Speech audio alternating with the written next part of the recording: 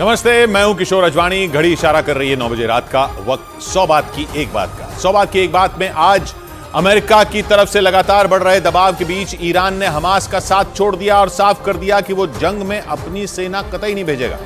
उत्तरी गाजा के शिफा अस्पताल में चले लंबे ऑपरेशन के बाद इजरायल की फौज ने अस्पताल पर कब्जे का दावा कर दिया और हमास के लड़ाकों के हार मानने की खबर आई। अमेरिका में बाइडेन से हुई शी जिनपिंग की मुलाकात के दौरान बाइडेन ने उन्हें तानाशाह कह दिया, जिसके बाद चीन ने अमेरिका को हद में रहने की चेतावनी दे दी, जिससे दोनों देशों में तनाव बढ़ने की आशंका जताई जाने लगी। और उत्तराखंड के उत्तरकाशी में सुरंग में फंसे लोगों को बचाने के लिए चलाए जा रहे रेस्क्यू ऑपरेशन के बीच भूकंप के झटकों से हड़कंप मच गया। बड़ी खबर है, हमास और इजरायल की जंग की वजह से पश्चिम एशिया में गरमाए माहौल से जुड़ी ईरान ने गाजा में भयंकर जंग के बीच हमास का साथ छोड़ दिया। यह जानकारी ईरान के सुप्रीम लीडर के बड़े अधिकारियों ने दी और दावा किया कि ईरान ने गाजा में जंग के दौरान हमास के समर्थन में सेना उतारने से इनकार कर दिया। ईरान के अधिकारियों ने दावा किया कि इस बारे में 5 नवंबर को ईरान के सुप्रीम लीडर और हमास चीफ के बीच बात हुई थी, जिसमें ईरान ने 2 टूक बोल दिया था कि हमास इस जंग में ईरान को न घसीटे, क्योंकि उसने 7 अक्टूबर को हुए हमले के बारे में ईरान को नहीं बताया था और इसीलिए ईरान गाजा में चल रही जंग में अपनी सेना नहीं भेजेगा। हालांकि ईरान ने हमास को राजनीतिक और नैतिक समर्थन देने का वादा किया, लेकिन जंग में अपनी सेना भेजने से इनकार कर दिया। यह दावा ईरान के सुप्रीम लीडर के बड़े अधिकारियों ने किया, जिसका मतलब यह हुआ कि ईरान ने ऐन वक्त पर हमास का साथ छोड़ दिया, क्योंकि इजरायल की सेना ने उत्तरी गाजा में हमास के पांव उखाड़ने का दावा किया। उसने हमास के कमांड सेंटर तक पर कब्जा कर लिया। हमास की संसद तक में इजरायल का झंडा फहरा दिया गया। यानी उत्तरी गाजा में धीरे धीरे हमास कमजोर पड़ने लगा और ऐसे वक्त में उसे ईरान की मदद की जरूरत थी। लेकिन ईरान ने ऐन वक्त पर हमास को धोखा दे दिया, क्योंकि ईरान के supreme leader Ayatollah Ali Khamenei के बड़े अधिकारियों ने दावा किया कि ईरान ने गाजा में अपनी सेना भेजने से इनकार कर दिया। उनके मुताबिक हमास चीफ इस्माइल हानिया और खामनेई की 5 नवंबर को मुलाकात हुई थी, जिसमें खामनेई ने हानिया से 2 टूक बोल दिया था कि वो ईरान को इस जंग में न घसीटें और वो इस जंग में ईरान की सेना नहीं भेजेंगे। जबकि इस मुलाकात के बाद हमास को ईरान से और हथियार मिलने की उम्मीद थी, लेकिन ईरान के ऐन वक्त पर मुकरने से हमास की मुश्किल बढ़ गई, क्योंकि ईरान 7 अक्टूबर के बाद से लगातार इजरायल के खिलाफ हमले बोल रहा है। यही नहीं, ईरान उसके खिलाफ बोल रहा है, यही नहीं, उसने इजरायल के खिलाफ जंग के कई मोर्चे खुलने की धमकी भी दी थी। लेकिन अचानक ईरान पलट गया, क्योंकि उसने गाजा की जंग से अपने हाथ पीछे खींच लिए और हमास को केवल राजनीतिक और नैतिक समर्थन देने का ऐलान किया। यह दावा ईरान के सुप्रीम लीडर के कुछ करीबी अधिकारियों ने किया। हमास चीफ और ईरान के सुप्रीम लीडर की 5 नवंबर को मुलाकात हुई थी और खबर आई कि हमास चीफ ने इस दौरान ईरान से हथियार मांगे थे। लेकिन ईरान ने हमास चीफ को ऐसा झटका दिया कि उसे इसकी उम्मीद भी नहीं रही होगी, क्योंकि 7 अक्टूबर के बाद से ईरान लगातार इजरायल के खिलाफ आग उगल रहा है। उसने इजरायल को जंग के अलग अलग मोर्चे खुलने की धमकी भी दी। लेकिन जंग के 40 दिन बीतने के बाद खबर आई कि ईरान ने हमास को अकेला छोड़ दिया और तर्क दिया कि हमास ने 7 अक्टूबर के हमले से पहले ईरान को जानकारी नहीं दी थी। ईरान के अधिकारियों का यह दावा चौंकाने वाला था, क्योंकि ईरान ने 7 अक्टूबर के बाद लगातार इजरायल को निशाने पर लिया। लेकिन अब वो कह रहा है कि उसे हमास के इजरायल पर 7 अक्टूबर को किए गए हमले के बारे में पता ही नहीं था और इसीलिए हमास उसे जंग में न घसीटे। कम से कम ईरान के कुछ बड़े अधिकारियों ने तो यही दावा किया। ईरान के अधिकारियों के मुताबिक खामनेई ने हमास चीफ से साफ साफ कहा कि हमास ने 7 अक्टूबर के हमले के बारे में ईरान को कुछ नहीं बताया था, इसलिए ईरान उसकी तरफ से इस जंग का हिस्सा नहीं बनेगा। जिसका मतलब यह हुआ कि ईरान ने साफ कर दिया कि वो इजरायल से सीधी जंग नहीं लड़ेगा, जबकि इससे पहले उसने मुस्लिम देशों से इजरायल का बहिष्कार करने की अपील की थी। यही नहीं, इजरायल ने दावा किया कि 7 अक्टूबर से पहले ईरान हमास के लड़ाकों को हथियार बनाने की ट्रेनिंग देना चाहता था और उसके पास इसके सबूत भी है, क्योंकि इजरायल के अधिकारियों ने दावा किया कि उसे हमास के लड़ाकों की ट्रेनिंग से जुड़े कुछ दस्तावेज मिले, जो गाजा के बाहर हमास के एक ट्रक में रखे कंप्यूटर में मौजूद थे। और उन्हीं दस्तावेजों के आधार पर इजरायल ने आरोप लगाया कि ईरान 7 अक्टूबर से पहले हमास के लड़ाकों को ट्रेनिंग देना चाहता था, जिसमें वो उन्हें हथियार बनाना भी सिखाने वाला था। यही नहीं, इजराइल ने दावा किया कि 7 अक्टूबर को हमास के जिन लड़ाकों ने दक्षिण इजराइल पर हमला किया था, उन्हें ट्रेनिंग ईरान में ही मिली। और इजरायल के इन दावों में अमेरिका ने भी उसका साथ दिया था, क्योंकि अमेरिका ने दावा किया था कि हमास के लड़ाकों ने हमले से करीब 1 महीना पहले ईरान में ट्रेनिंग ली थी। ये दावा अमेरिकी अखबार वॉल स्ट्रीट जर्नल ने किया था और अपनी रिपोर्ट में लिखा था कि हमास के लड़ाकों को ट्रेनिंग और फंडिंग दोनों ईरान से मिली थी। क्योंकि अमेरिकी अखबार वॉल स्ट्रीट जर्नल ने दावा किया था कि हमास के लड़ाकों ने हमले से करीब 1 महीने पहले सितंबर में ईरान में ट्रेनिंग ली थी, जिनकी संख्या 500 थी और इन 500 लड़ाकों को हमास से ट्रेनिंग और फंडिंग दोनों मिली थी। लेकिन जंग के 40 दिन बाद ईरान से जुड़ा ऐसा दावा सामने आया जिसने पूरी कहानी ही पलट दी, क्योंकि नए दावे के मुताबिक ईरान को 7 अक्टूबर के हमले के बारे में पता ही नहीं था और अब तो वो हमास की तरफ से जंग लड़ने से भी इनकार कर रहा है, जो गाजा में चल रही भयंकर जंग के बीच हमास के लिए तगड़ा झटका है। और माना जा रहा है कि ईरान ने अमेरिका के दबाव में ऐसा किया क्योंकि अमेरिका ने ईरान के पास ओमान की खाड़ी में अपना खतरनाक जंगी जहाज तैनात कर दिया, जो ईरान के पूर्वी और मध्य हिस्से में हाहाकार मचा सकता है। क्योंकि पश्चिमी मीडिया ने दावा किया कि अमेरिका का खतरनाक जंगी जहाज ईरान के पास ओमान की खाड़ी में पहुंच चुका है और ईरान की सीमा से केवल 300 किलोमीटर दूर खड़ा है। पश्चिमी मीडिया ने दावा किया कि ओमान की खाड़ी में तैनात अमेरिका के जंगी जहाज पर कई लड़ाकू विमान और मिसाइलें तैनात हैं, जो ईरान के पूर्वी और मध्य हिस्से को तबाह कर सकती हैं। इसके अलावा अमेरिका ने अपना एक जहाज साइप्रस के पास तैनात कर दिया। तो वहीं अमेरिका का B-1 बॉम्बर तुर्की के पास लाल सागर में तैनात कर दिया गया। मतलब ये कि लाल सागर और ओमान की खाड़ी में अमेरिका के जंगी जहाज पहुंच गए और ईरान को घेरने की तैयारी कर ली, क्योंकि ईरान की सीमा तुर्की से लगती है और फारस की खाड़ी और ओमान की खाड़ी तो ईरान की 1770 किलोमीटर लंबी दक्षिणी सीमा बनाती है, जहां अमेरिका के ताकतवर जंगी जहाज पहुंच चुके हैं। इसलिए यह माना जा रहा है कि ईरान की हमास की मदद करने से पीछे हटने की वजह अमेरिका का दबाव भी हो सकता है, क्योंकि अमेरिका लगातार इस कोशिश में है कि ईरान पश्चिम एशिया में इजरायल के खिलाफ खेमेबंदी को रोक दे, जिसका सबसे बड़ा उदाहरण अमेरिका के सैन फ्रांसिस्को में हुई शी जिनपिंग और जो बाइडेन की मुलाकात है। क्योंकि इजरायल के मीडिया ने दावा किया कि इस मुलाकात में अमेरिका ने खुलकर चीन से बोल दिया कि वो ईरान को पश्चिम एशिया का माहौल बिगाड़ने से रोके। इजरायल के मीडिया ने अमेरिका के एक अधिकारी के बयान के आधार पर शी जिनपिंग और बाइडेन की मुलाकात से जुड़ा ये दावा किया और जानकारी दी कि गाजा की जंग के मुद्दे पर बात करते हुए ज्यादातर समय शी जिनपिंग चुप थे, लेकिन बाइडेन ने उनसे दो टूक बोल दिया कि वो ईरान पर दबाव बनाए और उससे कहें कि ईरान इजरायल और हमास के झगड़े की आग में घी न डाले, क्योंकि पश्चिम एशिया में इजरायल के खिलाफ माहौल बनाने में जुटे ईरान के सिर पर चीन का ही हाथ है और गाजा में जंग शुरू होने के बाद उसने इजरायल का विरोध भी किया था। माना जा रहा है इसीलिए बाइडेन ने शी जिनपिंग से ईरान के बारे में बात की और चीन से कहा कि वो ईरान को समझाए, क्योंकि ईरान चीन के लिए पश्चिम एशिया में घुसने का जरिया है, जिसे उसने अपनी विस्तारवादी नीति का हिस्सा बनाया और ईरान ने चीन के प्लान का हिस्सा बनकर पश्चिम एशिया में मुस्लिम देशों वाला कार्ड खेल दिया। जो गाजा में जंग शुरू होते ही ऐसा चला कि पूरे पश्चिमी एशिया का माहौल अमेरिका के खिलाफ होने लगा, जिसके बाद अमेरिका ने भी पश्चिम एशिया में अपना दांव चला और ईरान को अपनी सेना की ताकत दिखानी शुरू कर दी। साथ ही उसने ईरान के पीछे रहकर गेम खेलने वाले चीन को भी बता दिया कि उसे पश्चिम एशिया में उसकी चाल की खबर है, जिसे फेल करने के लिए बाइडेन ने सीधा शी जिनपिंग से ही बात कर ली और सैन फ्रांसिस्को में मुलाकात के बाद गाजा जंग से जुड़ा बयान दे डाला। I have been deeply involved in moving on the hostage negotiation. Mildly hopeful.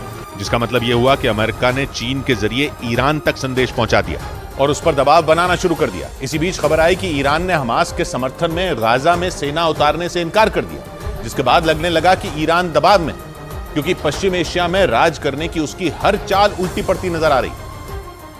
क्योंकि सऊदी अरब में हुए मुस्लिम देशों के सम्मेलन में कई मुस्लिम देश ईरान के प्रस्ताव के खिलाफ खड़े हो गए और उन्होंने ईरान का इजरायल के बहिष्कार का प्रस्ताव नहीं माना। ये दावा इजरायल के मीडिया ने किया और बताया कि ईरान का प्रस्ताव ठुकराने वाले देशों में अरब देश भी शामिल हैं, क्योंकि उसे चिंता है कि इजरायल और हमास की जंग की आड़ में ईरान पश्चिम एशिया में मुस्लिम देशों का नेता बन जाएगा, जिससे सऊदी अरब और संयुक्त अरब अमीरात जैसे मुस्लिम देशों का बैठे बिठाए नुकसान हो जाएगा। क्योंकि भले ही इन देशों के बीच की अनबन गाजा की जंग की वजह से कुछ कम हो गई हो, लेकिन वो इजरायल से सारे रिश्ते नहीं तोड़ना चाहते, क्योंकि सऊदी अरब और संयुक्त अरब अमीरात जैसे मुस्लिम देशों के लिए इजरायल अमेरिका से रिश्ते बेहतर करने का जरिया है और इसलिए सऊदी अरब में हुए मुस्लिम देशों के सम्मेलन में उन्होंने इजरायल से बातचीत का रास्ता खुला होने का संकेत दिया। यानी ये देश अमेरिका और इजरायल से सीधी दुश्मनी नहीं करना चाहते और इसीलिए उन्होंने ईरान से एक तय दूरी बनाए रखी और संदेश दे दिया कि आंखें बंद करके ईरान की वो हर बात नहीं मानेंगे। यानी ईरान की चाल उल्टी पड़ने लगी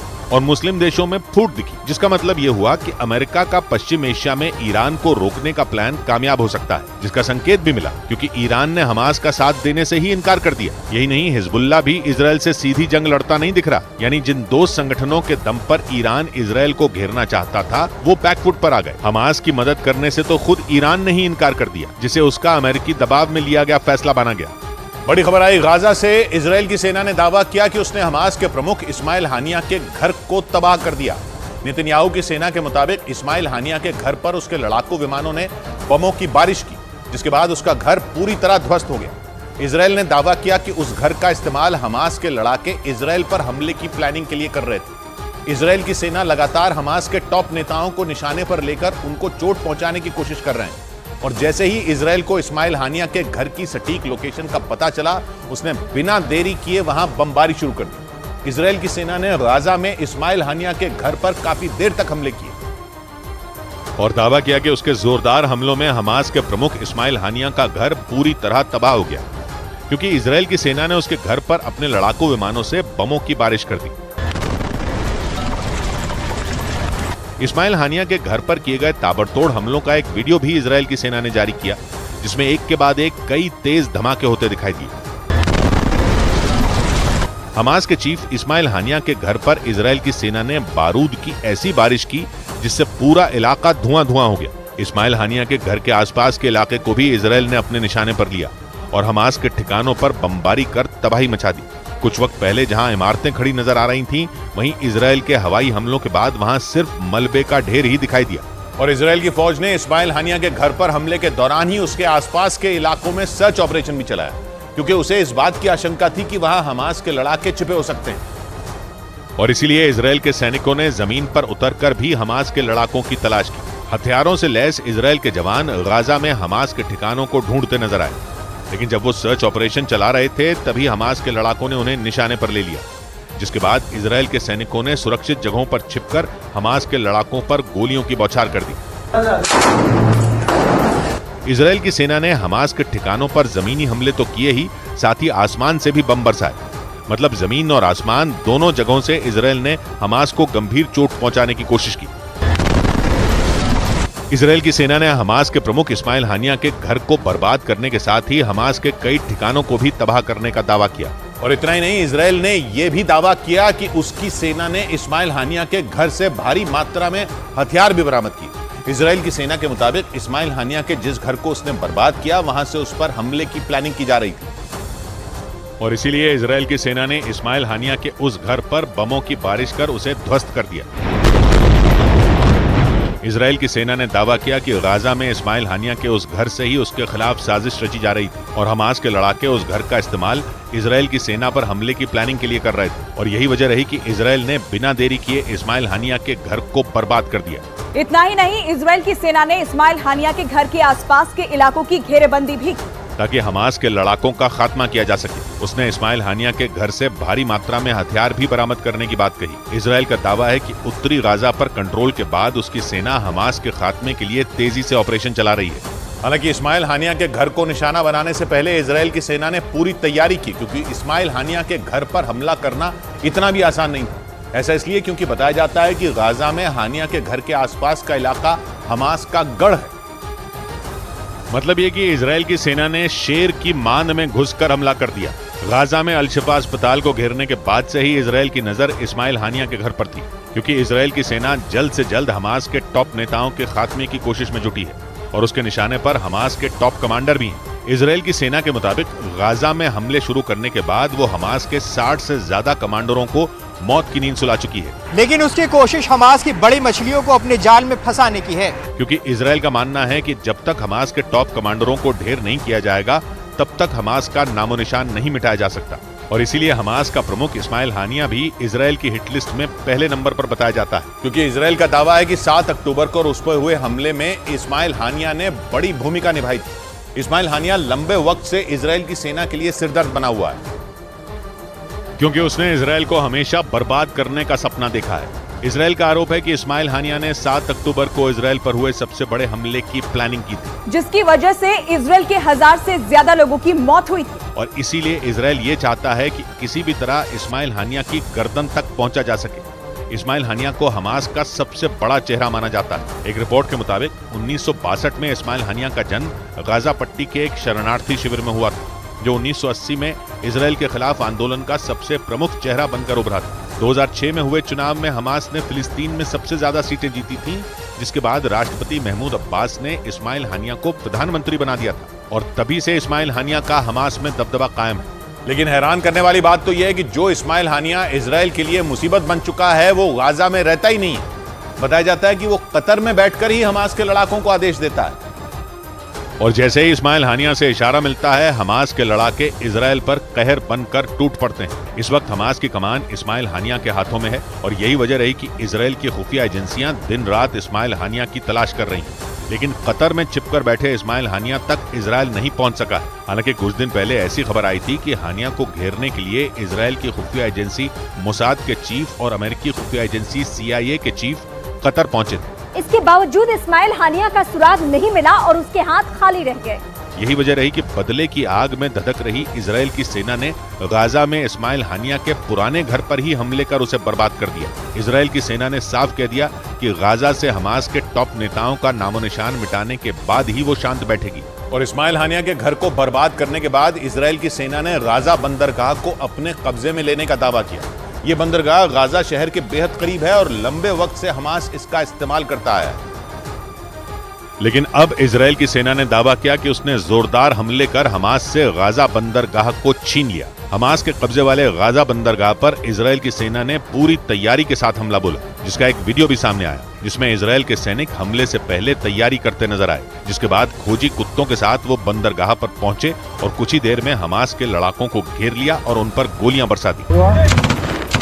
हालांकि इस दौरान इजराइल के सैनिकों को भी मुश्किलों से गुजरना पड़ा, क्योंकि हमास के लड़ाके भी उनसे निपटने के लिए पूरी तरह से तैयार थे। उन्होंने भी इजराइल के सैनिकों पर गोलियां बरसाईं, लेकिन इजराइल की सेना ने दावा किया कि उसने हमास के लड़ाकों पर ऐसे हमले किए कि वो घुटनों पर आने के लिए मजबूर हो गए। और तो और इजराइल की सेना के मुताबिक उसने गाजा बंदरगाह पर कब्जे के दौरान हमास के 10 लड़ाकों को भी मार गिराया।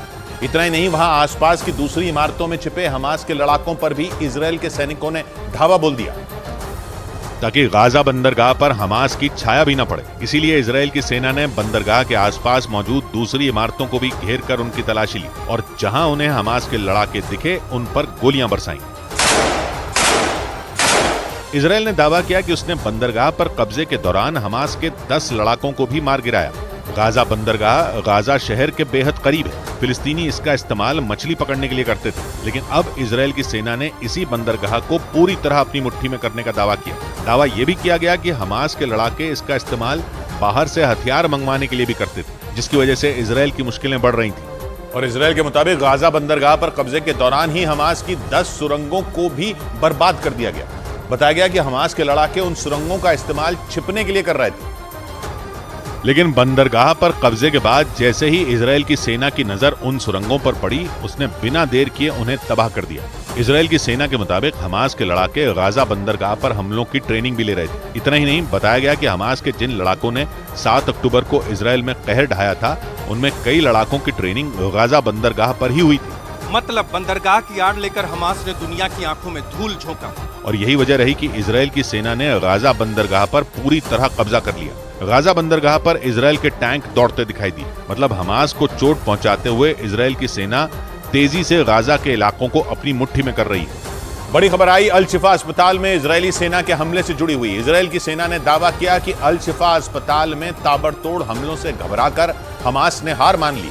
दावा है कि अल शिफा अस्पताल पर इजराइल की सेना का पूरी तरह कंट्रोल हो चुका है, जिसके बाद उसके सैनिक इस अस्पताल के चप्पे चप्पे की तलाशी लेने में जुटे हैं, क्योंकि इजराइल यह आरोप लगा चुका है कि गाजा का सबसे बड़ा अस्पताल हमास का कमांड सेंटर है और इस अस्पताल के नीचे बनी सुरंगों में हमास के कई लड़ाके छिपे हो सकते हैं, जिसके लिए इजराइल की सेना कई दिनों से वहां सैन्य ऑपरेशन चला रही। अल शिफा अस्पताल में घुसने के बाद इजरायली सैनिकों ने वहां की कई इमारतों और बेसमेंट में लड़ाकों की तलाश शुरू कर दी। इससे पहले इजराइल की सेना ने भीषण जंग के बाद इस अस्पताल पर कब्जा करने का दावा किया, जिसके लिए इजराइल की सेना ने बहुत बड़ा अभियान चलाया। उसके सैनिक टैंक और बुलडोजर लेकर अल शिफा अस्पताल परिसर के अंदर घुस गए, जिसके बाद वहां भीषण लड़ाई हुई। लेकिन दावा है कि इजरायली सैनिकों के हमलों से घबराकर हमास के लड़ाकों ने अपनी हार मान ली। यानी लड़ाके या तो इजराइल के हमलों में मारे गए या वहां से भाग खड़े हुए। ये अस्पताल उत्तरी गाजा में मौजूद है, जो पिछले कई दिनों से जंग का केंद्र बना हुआ है। इजरायली सेना पिछले हफ्ते से ही वहां बहुत बड़ा ऑपरेशन चला रही है। उसके सैनिकों ने अल शिफा अस्पताल को पहले से ही घेर रखा था। और फिर मौका देखकर वो पूरी तैयारी के साथ अस्पताल परिसर में घुस गए। अल शिफा अस्पताल प्रशासन के मुताबिक उन्हें इजरायली सेना की तरफ से अपनी जान बचाने के लिए आधे घंटे का वक्त दिया गया था, जिसके बाद नेतन्याहू के सैनिक हमला करते हुए अंदर पहुंच गए और अल शिफा अस्पताल के अंदर पहुंचते ही इजरायल की सेना ने सर्च ऑपरेशन शुरू कर दिया। उसके सैनिक अस्पताल की अलग अलग इमारतों में पूरी सावधानी के साथ दाखिल हुए, क्योंकि इजरायल ये आरोप लगाता रहा है कि अल शिफा अस्पताल हमास का कमांड सेंटर है और हमास ने उसके नीचे सुरंगों का जाल बना रखा है। ऐसे में इजरायली सैनिक धीरे धीरे वहां की अलग अलग इमारतों में घुसते दिखाई दिए। इस दौरान उन्होंने वहां के कई कमरों से हथियारों का जखीरा मिलने का दावा किया। Grenades in here, of course uniformed, and all of this was hidden very conveniently. इसी तरह कई दूसरे कमरों से हथियार और आत्मघाती हमलों में इस्तेमाल होने वाली कई जैकेट भी बरामद की गई। इजरायल ने दावा किया कि हमास के लड़ाके लंबी जंग की तैयारी में थे, लेकिन ताबड़तोड़ हमलों ने उनके प्लान पर पानी फेर दिया। हालांकि अल शिफा अस्पताल पर कब्जे का दावा करने के बावजूद इजरायली सैनिकों ने वहां अपना अभियान खत्म नहीं किया, क्योंकि माना जा रहा है कि अब भी अस्पताल के नीचे बनी सुरंगों में हमास के लड़ाके छिपे हो सकते हैं, जो कभी भी इजरायली सैनिकों के लिए काल बन सकते हैं। इसी वजह से इजरायल ने अपनी मुहिम जारी रखी और उसने अल शिफा अस्पताल में छिपे हमास के लड़ाकों पर हमले जारी रखे। इजरायल ने आशंका जताई कि वहां अब भी कई लड़ाके सुरंगों में छिपे हो सकते हैं, जिसके लिए इजरायल की सेना अल शिफा अस्पताल में कोने कोने की तलाशी ले रही है। खबर है कि अस्पताल की नींव तक की जांच की जा रही है कि कहीं किसी कोने में हमास की सुरंगों का दरवाजा तो नहीं खुलता, क्योंकि इजरायल ये मानता है कि वहां हमास का बड़ा कमांड सेंटर है। इसी वजह से उसने हमला करने के साथ वहां सुरंगों को ढूंढकर उन्हें तबाह करने का भी अभियान तेज कर दिया। सऊदी अरब के टीवी चैनल अल अरबिया के मुताबिक इजरायल की सेना अल शिफा अस्पताल में बड़ी संख्या में टैंक और बुलडोजर के साथ पहुंची। इजरायल की सेना वहां D9 बुलडोजर का इस्तेमाल कर रही है, जो एक बख्तरबंद बुलडोजर है जिस पर मिसाइलों और बारूदी सुरंगों का भी कोई असर नहीं होता।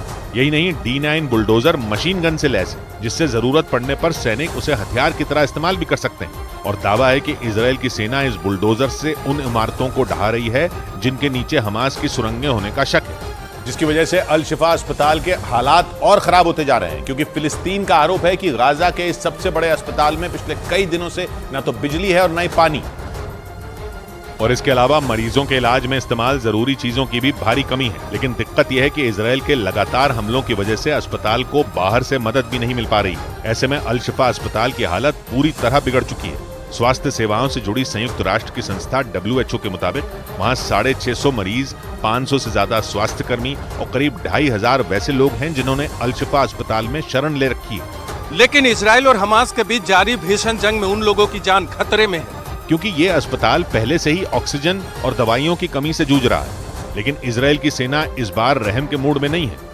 उसने फिर साफ कर दिया कि जब तक अल शिफा अस्पताल में मौजूद हमास के सभी लड़ाकों को मार नहीं दिया जाता, तब तक ये ऑपरेशन जारी रहेगा। और इजरायल की इस मुहिम में अमेरिका एक बार फिर उसके साथ खड़ा दिखा।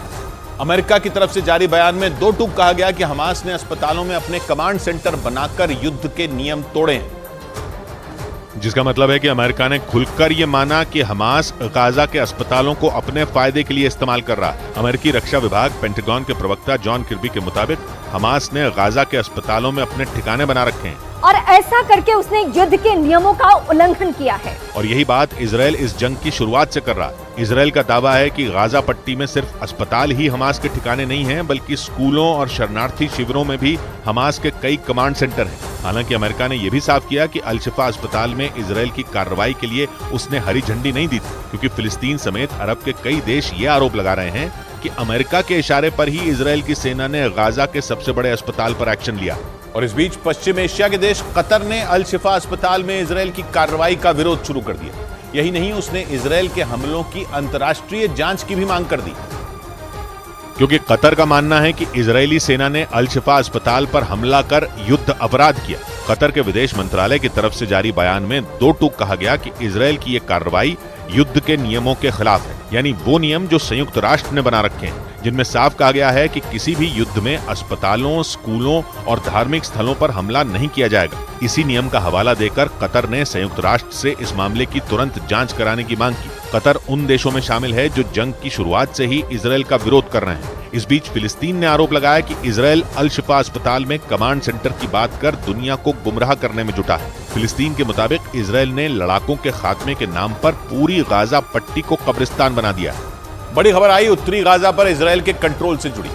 इसराइल के प्रधानमंत्री बेंजामिन नेतन्याहू ने दावा किया कि उनकी सेना ने उत्तरी गाजा से हमास का पूरी तरह सफाया कर दिया और अब उनकी सेना दक्षिणी गाजा की तरफ आगे बढ़ेगी, जिसका मतलब यह कि यह जंग अभी रुकने वाली नहीं है, क्योंकि बेंजामिन नेतन्याहू ने एक बार फिर साफ कर दिया कि जब तक पूरे गाजा से हमास के लड़ाकों का नामो निशान मिट नहीं जाता तब तक उनका सैन्य अभियान नहीं थमेगा। यानी किसी भी तरह के सीज फायर के लिए इसराइल तैयार नहीं है, क्योंकि इसराइल के प्रधानमंत्री ने दो टूक कहा कि हमास के लड़ाकों के लिए गाजा में कोई भी ठिकाना सुरक्षित नहीं बचा।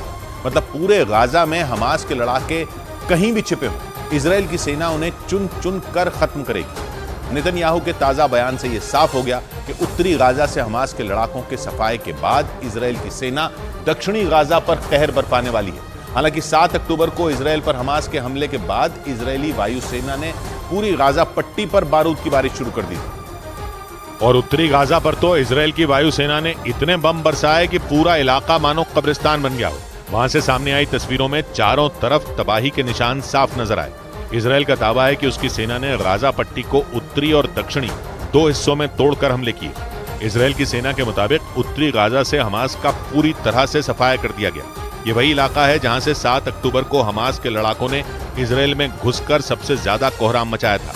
लेकिन इजराइल की सेना की तरफ से दावा किया गया कि हमास के गढ़ में घुसकर उसके एक एक ठिकाने को ध्वस्त किया गया और अब उसके निशाने पर दक्षिणी गाजा में हमास के ठिकाने और उसकी सुरंगें हैं, जिसका मतलब यह है कि इजराइल की सेना का अगला कदम और ज्यादा भयानक होने वाला है, क्योंकि इजराइल की सेना को इस बात की आशंका है कि हमास के कई लड़ाके उत्तरी गाजा से दक्षिणी गाजा में जाकर छिप गए, जिनके खात्मे के लिए इजराइल की सेना उत्तरी गाजा की तरह दक्षिणी गाजा में भी जमीनी ऑपरेशन शुरू कर सकती है। गाजा का ये इलाका दक्षिण पश्चिम में मिस्र से सीमा साझा करता है और उसके पूर्व में भूमध्य सागर है। हालांकि गाजा के दक्षिणी हिस्से में इजराइल की सेना पहले से ही हवाई हमले कर रही है, क्योंकि इजराइल की सेना का मकसद सिर्फ उत्तरी गाजा से नहीं बल्कि पूरे गाजा से हमास के खात्मे का है, ताकि हमास इजराइल के खिलाफ फिर कभी सिर न उठा सके। इजराइल के मीडिया के मुताबिक उत्तरी गाजा की तरह ही दक्षिणी गाजा में भी इजराइल ने टैंकों और बख्तरबंद गाड़ियों के साथ घुसकर हमास के ठिकानों को तबाह करने का प्लान बनाया है। यानी हमास के खिलाफ इजराइल की जंग जल्द थमने वाली नहीं है। जंग के दौरान अब तक दक्षिणी गाजा फिलिस्तीनियों के लिए सुरक्षित जगह माना जा रहा था। हमास पर ऑपरेशन के दौरान बेगुनाह लोग न मारे जाएं, इसके लिए खुद इजराइल ने उत्तरी गाजा में रहने वाले लोगों से दक्षिण की ओर जाने के लिए कहा था। और तो और उत्तरी गाजा से लोगों को निकालने के लिए इजराइल ने सुरक्षित रास्ता भी बनाया था। खबरों के मुताबिक हमास के सफाए के लिए 26 अक्टूबर को जमीनी हमले शुरू करने से पहले ही इजराइल की सेना ने गाजा को 2 टुकड़ों में बांटने की रणनीति बना ली थी, ताकि 41 किलोमीटर लंबे एक हिस्से पर बमों की बारिश करके हमास के ठिकानों को तबाह कर दिया जाए और दूसरे हिस्से में आम फिलिस्तीनियों को सुरक्षित पहुंचाया जाए, क्योंकि करीब 23 लाख आबादी वाले गाजा की आधी आबादी जंग से पहले उत्तरी गाजा में रह रही थी। लेकिन जंग छिड़ने के बाद लाखों लोग जान बचाने के लिए दक्षिणी गाजा की तरफ पलायन कर गए, जबकि इजराइल का दावा है कि दक्षिणी गाजा में भी हमास के कई ठिकाने उसके रडार पर हैं और जल्द ही उत्तरी गाजा की तरह वहां भी बड़ा ऑपरेशन शुरू कर दिया जाएगा। लेकिन जानकारों का मानना है कि गाजा से हमास को पूरी तरह खत्म करना इजराइल के लिए इतना भी आसान नहीं होगा, क्योंकि हमास के पीछे ईरान समेत कई मुस्लिम देशों की ताकत है। यानी हमास इतनी आसानी से इजराइल के सामने घुटने नहीं टेकने वाला। 7 अक्टूबर को इजराइल पर किए गए हमले की प्लानिंग से यह साफ हो गया था कि हमास इजराइल से लंबी लड़ाई लड़ने की तैयारी करके बैठा है। कतर के टीवी चैनल अल जजीरा के मुताबिक जंग शुरू होने से पहले हमास के पास 40,000 लड़ाके थे और उसके पास 15,000 रॉकेट और भारी गोला बारूद का जखीरा था। दावा किया जाता है कि गाजा को हथियारों की सप्लाई ईरान और लिबिया से होती है। ईरान से गाजा तक हथियार पहुंचाने के लिए पहले उन्हें यमन तक लाया जाता है, फिर वहां से मिस्र के पास सुएज नहर तक पहुंचाया जाता है। यहाँ से वो हथियार सिनाई होते हुए गाजा पट्टी तक पहुंचते हैं। यानी इजराइल से टकराने के लिए हमास के पास हथियारों की कमी बिल्कुल नहीं है। हालांकि जंग की शुरुआत के बाद से ही इजराइल ने पूरे गाजा की घेरेबंदी कर रखी है, चुनकर हमास के हथियारों के गोदामों और ठिकानों को तबाह कर रही है। इस बीच इजराइल की मदद कर रहे अमेरिका के राष्ट्रपति बाइडेन ने भी 2 टूक कह दिया कि ये जंग हमास के खत्म होने के बाद ही रुकेगी। यानी इजरायली सैनिक तब तक बंदूकें नहीं रखेंगे जब तक हमास का आखिरी लड़ाका नहीं मारा जाता। चीन के राष्ट्रपति शी जिनपिंग से मुलाकात के बाद अमेरिका के राष्ट्रपति जो बाइडेन ने अपने बयान में साफ कहा कि हमास को पूरी तरह खत्म कर देने तक गाजा में हमास के हमले जारी रहेंगे। When Hamas no longer maintains the capacity to murder and abuse and Biden का ये बयान ऐसे समय में आया जब दुनिया भर से गाजा में हो रहे इजराइल के हमलों पर चिंता जाहिर की जा रही है। और पिछले हफ्ते खुद बाइडेन ने भी युद्ध विराम की बात कही थी। हालांकि हमास के साथ जारी लड़ाई में अमेरिका खुलकर इजराइल के साथ खड़ा है। जंग के पहले ही दिन से अमेरिका पूरे एक्शन में है। उसने अपने हथियार गोदाम के दरवाजे इजराइल के लिए पूरी तरह खोल दिए और भूमध्य सागर में अपने युद्धपोत भेजकर इजराइल के लिए अभेद्य सुरक्षा कवच बना दिया। बड़ी खबर आई लेबनान के चरमपंथी संगठन हिजबुल्लाह के हमले से जुड़ी। हिजबुल्लाह ने इजराइल की फौज के कई ठिकानों पर बड़े हमले का दावा किया। खबर है कि इन हमलों में इजराइल की फौज के कई जवान जख्मी हुए हैं। इजराइल की उत्तरी सीमा पर जंग लगातार तेज हो रही है। रुक रुक कर हो रहे हिजबुल्लाह के हमले इजराइल की चिंता बढ़ा रहे हैं। इस बार उत्तरी इजराइल में पहाड़ियों के बीच बने इजराइल की फौज के कैंपों को निशाना बनाकर एक के बाद एक कई मिसाइलें दागी गईं, जिनमें इजराइल के कई जवानों के जख्मी होने की खबर है। हिजबुल्लाह की तरफ से जानकारी दी गई कि उसके हमलों में इजराइल की फौज के कैंपों को तगड़ा नुकसान हुआ है। हालांकि इजराइल की फौज ने इस पर कोई जानकारी नहीं दी। 7 अक्टूबर के बाद से ही इजराइल की उत्तरी सीमा पर लेबनान में बैठे हिजबुल्लाह के लड़ाके इजराइल की फौज पर हमले कर रहे हैं। इजराइल की फौज भी हिजबुल्लाह के हमलों का मुंहतोड़ जवाब दे रही है। लेकिन उत्तरी गाजा पर इजराइल की फौज के कंट्रोल की खबर के बाद से ही उत्तरी मोर्चे पर जंग तेज हो गई। पिछले 3 दिन से हिजबुल्लाह लगातार इजराइल की सेना के ठिकानों पर हवाई हमले कर रहा है। माना जा रहा है कि इस बार हुए हिजबुल्लाह के हमलों में उसका टारगेट इजराइल की फौज के हथियार थे, ताकि इजराइल की फौज की कमर तोड़ी जा सके। हालांकि उत्तरी मोर्चे पर इजराइल की फौज 7 अक्टूबर के बाद से ही जंग के लिए पूरी तरह तैयार है। इसीलिए उसने लेबनान सीमा के पास करीब 5 किलोमीटर का इलाका खाली करवा लिया था। और तभी से हिजबुल्लाह से इजराइल की फौज की जंग जारी है। हिजबुल्लाह के हमलों से पहले लेबनान में इजराइल की तरफ से दागी गई मिसाइलें भी गिरी। न्यूज़ 18 की टीम के सामने ही इजराइल के हमलों की वजह से वहां 25 से ज्यादा धमाके हो गए। देखिए देखिए देखिए देखिए, ये ताजा हमला, बिल्कुल ताजा हमला। ये देखिए किस तरह से, ये देखिए। खबर है कि 7 अक्टूबर के बाद से ही इजराइल बॉर्डर के पास के लेबनान के इलाकों में हड़कंप मचा हुआ है। वहां किसी भी पल गिरने वाली इजराइल की मिसाइलों के कारण दहशत का माहौल बना हुआ है। इजराइल की फौज का दावा है कि वो 7 अक्टूबर के बाद से अब तक हिजबुल्लाह के 200 से ज्यादा आतंकियों को मौत के घाट उतार चुकी है। लेकिन हिजबुल्लाह के हमले थमने का नाम नहीं ले रहे। लेबनान के चरमपंथी संगठन हिजबुल्लाह को ईरान का समर्थन हासिल है। हमास के मुकाबले हिजबुल्लाह कहीं ज्यादा ताकतवर है। उसके पास खतरनाक हथियार है। मिसाइलें ही नहीं बल्कि अब तक तो हिजबुल्लाह के हाथों में रूस की एंटी शिप मिसाइलें तक पहुंच चुकी हैं। इसीलिए इजराइल भी हिजबुल्लाह और हमास के साथ एक साथ जंग लड़ने का जोखिम नहीं उठाना चाहता। इजराइल की उत्तरी सीमा पर तेज हो रही जंग के बीच नेतन्याहू ने एक दिन पहले ही हिजबुल्लाह से लड़ने के प्लान की जानकारी दी थी। नेतन्याहू ने कहा था कि हमास का अंत करने के बाद वो हिजबुल्लाह के सफाई के प्लान पर काम करेंगे। लेकिन लगातार तेज हो रहे हिजबुल्लाह के हमलों से इजराइल का प्लान फेल होता दिख रहा है। मतलब ये कि हिजबुल्लाह के लड़ाके इजराइल की फौज को संभलने का वक्त नहीं देना चाहते। हिजबुल्लाह के ताबड़तोड़ मिसाइल हमले साफ कर रहे हैं कि उत्तरी सीमा पर जंग का दूसरा मोर्चा कभी भी खुल सकता है। ब्रेकिंग न्यूज आ रही है जर्मनी से। वहां हिजबुल्लाह पर बड़ी कार्रवाई की गई है। जर्मनी की पुलिस ने लेबनान के चरमपंथी संगठन हिजबुल्लाह के 54 ठिकानों पर छापे मारने का दावा किया। जर्मनी के गृह मंत्रालय ने बयान जारी कर यह जानकारी दी है कि हिजबुल्लाह और उससे जुड़े कुछ और संगठनों पर कार्रवाई की गई। ये छापेमारी जर्मनी के कई शहरों में एक साथ किए जाने की खबर है। जावेद हमारे साथ लेबनान से जुड़ रहे हैं। जावेद, लेबनान में क्या खबर आ रही है इस पर?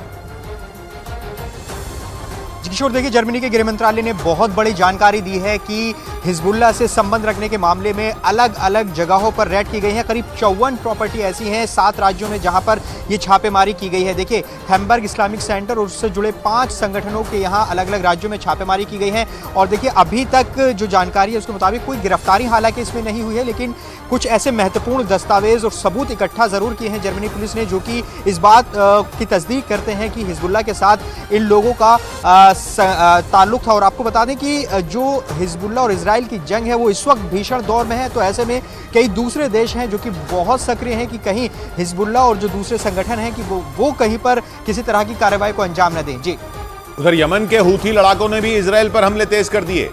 अमेरिका ने दावा किया कि उसकी नौसेना ने लाल सागर के ऊपर मंडरा रहे यमन के हूथी लड़ाकों के ड्रोन को मार गिराया। अमेरिका के रक्षा विभाग पेंटागन के मुताबिक हूथी लड़ाकों का यह ड्रोन लाल सागर में एक जहाज की तरफ बढ़ रहा था, लेकिन लाल सागर में तैनात उसके युद्धपोत ने उस ड्रोन को इंटरसेप्ट किया और मार गिराया।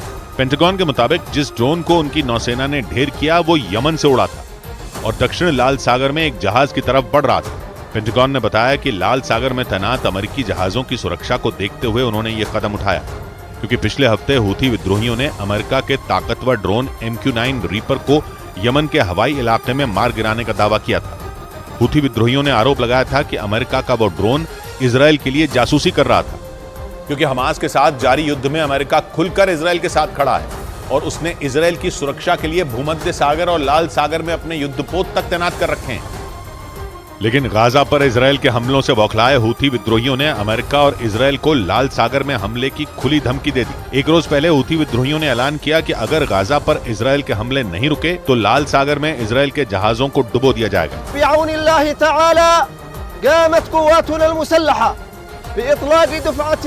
हूथी लड़ाकों की इस धमकी के बाद अमेरिका और इजरायल चौकन्ना हो गए और उन्होंने लाल सागर में अपने जहाजों की सुरक्षा बढ़ा दी।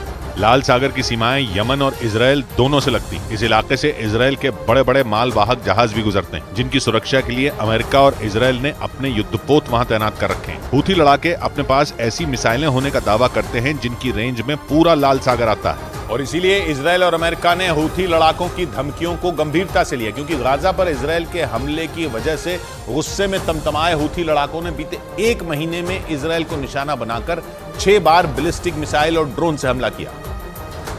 हालांकि उन हमलों को इजरायल और अमेरिका ने मिलकर नाकाम कर दिया था। अफ्रीका और एशिया को अलग करने वाला लाल सागर हिंद महासागर में एंट्री का रास्ता खुलता है। इसके पूर्वी छोर पर सऊदी अरब और यमन जैसे देश हैं, जबकि पश्चिमी छोर पर मिस्र और सूडान जैसे देश हैं। और इन सब के बीच इजरायल का भी एक छोटा हिस्सा लाल सागर से लगता है, जहां उसका एलट शहर बसा है। और इजरायल का ये शहर लंबे वक्त से हूथी विद्रोहियों के निशाने पर है। अमेरिका का आरोप है कि जिन रॉकेट और ड्रोन का इस्तेमाल हूथी लड़ाके इजरायल पर हमले के लिए करते हैं, वो उन्हें ईरान मुहैया कराता है। यानी पर्दे के पीछे से ईरान अपने दोनों दुश्मनों अमेरिका और इजरायल को हूथी लड़ाकों के जरिए साध रहा है।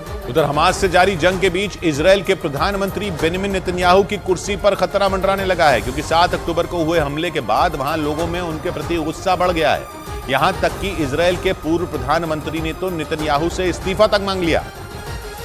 यानी हमास के खिलाफ जंग लड़ रहे प्रधानमंत्री बेंजामिन नेतन्याहू दोहरे मोर्चे पर घिर चुके हैं, क्योंकि इजरायल के पूर्व प्रधानमंत्री और विपक्षी पार्टी के नेता याइर लपिड ने दावा किया कि वो इजरायल के लोगों का भरोसा खो चुके हैं और इसलिए उन्हें जंग खत्म होने से पहले ही अपनी कुर्सी छोड़ देनी चाहिए। इतना ही नहीं, इजरायल के पूर्व प्रधानमंत्री ने नेतन्याहू पर गुस्सा निकालते हुए 2 टूक कह दिया कि वो जंग को संभालने में पूरी तरह नाकाम साबित हुए। विपक्षी पार्टी के नेता याइर लपिड ने सुझाव दिया कि नेतन्याहू को पद से हटाकर उनकी ही पार्टी से ही किसी और को प्रधानमंत्री बना देना चाहिए। लेकिन उनके इस बयान के बाद नेतन्याहू की पार्टी के नेता भड़क गए और उन्होंने जंग के दौरान इस तरह की बयानबाजी को शर्मनाक बताया। हालांकि इजरायल में 7 अक्टूबर को हमास के हमले के बाद से ही नेतन्याहू पर सवाल उठने शुरू हो गए थे और इजरायल की सेना और सुरक्षा एजेंसियों से हुई चूक को ही हमास के हमले के लिए जिम्मेदार बताया गया था, क्योंकि दावा किया गया कि मोसाद की नाक के नीचे ही ईरान और हमास इस हमले की पूरी प्लानिंग करते रहे। और इजरायल की सबसे ताकतवर खुफिया एजेंसी को इस बात की खबर तक नहीं हुई। दावा तो यह भी है कि हमास के कमांडर ईरान की सेना के अधिकारियों से मिलने के लिए करीब 4 बार ईरान गए थे, लेकिन मोसाद को इसकी भनक तक नहीं लगी। इसके अलावा न्यूयॉर्क टाइम्स की एक रिपोर्ट के मुताबिक इजरायल की सेना और खुफिया एजेंसियों ने करीब 1 साल पहले ही हमास के रेडियो सिग्नल तक ट्रैक करना बंद कर दिए थे, क्योंकि उनको ये लगने लगा था कि हमास के रेडियो सिग्नल ट्रैक करना समय की बर्बादी है और इसीलिए उन्होंने अपनी टीम को कहीं और तैनात करने का फैसला ले लिया था। जिसका नतीजा ये हुआ कि हमास के लड़ाकों ने 7 अक्टूबर को इजरायल पर इतना बड़ा हमला कर दिया।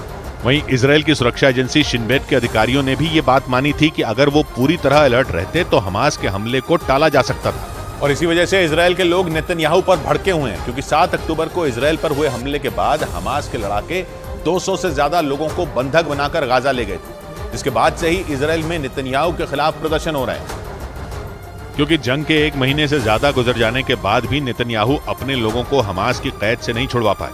हालांकि इस दौरान नेतन्याहू कई बार हमास से बंधकों की रिहाई की मांग कर चुके हैं, लेकिन हमास उन बंधकों को अपनी ढाल की तरह इस्तेमाल कर रहा है और उनके बदले इजरायल से अपनी कई शर्तें मनवाना चाहता है। लेकिन इजरायल ये साफ कर चुका है कि वो बिना शर्त अपने सभी बंधकों की रिहाई चाहता है और इसी वजह से बंधकों को छुड़ाने में देरी हो रही है। और इजरायल के लोगों का गुस्सा बढ़ता जा रहा है, क्योंकि हमास कई बार ये दावा कर चुका है कि गाजा में हुए इजरायल के हमलों में कई बंधकों की जान जा चुकी है। ऐसे में इजरायल के लोगों को अपनों को खोने का डर सताने लगा है, जिसकी वजह से नेतन्याहू को अपने ही घर में विद्रोह झेलना पड़ रहा है, क्योंकि नेतन्याहू जिस हमास के अंत की कसम खा चुके हैं उसकी नींव भी इजरायल नहीं रखी। और इस बात का दावा इजरायल की सेना के एक पूर्व अधिकारी ने ही किया था, जो 1980 में गाजा में गवर्नर के पद पर तैनात थे।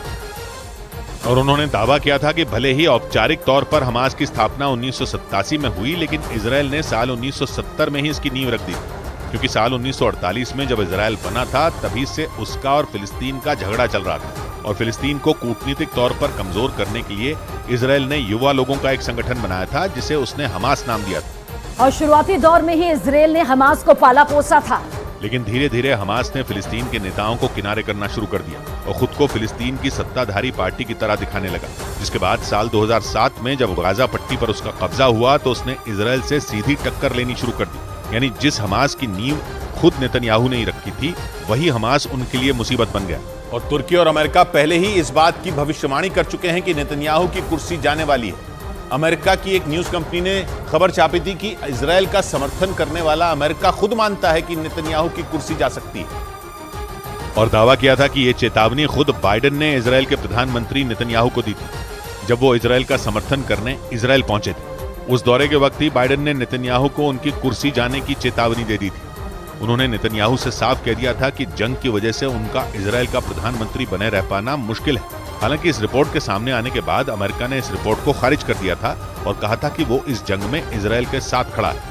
वहीं तुर्की के राष्ट्रपति एर्दोआन भी नेतन्याहू की कुर्सी जाने की भविष्यवाणी कर चुके हैं। इस बीच इजराइल के प्रधानमंत्री बेंजामिन नेतन्याहू ने तुर्की के राष्ट्रपति रजब तैयब एर्दोआन ने इजराइल को आतंकी देश बताने पर उनके खिलाफ जोरदार पलटवार कर दिया।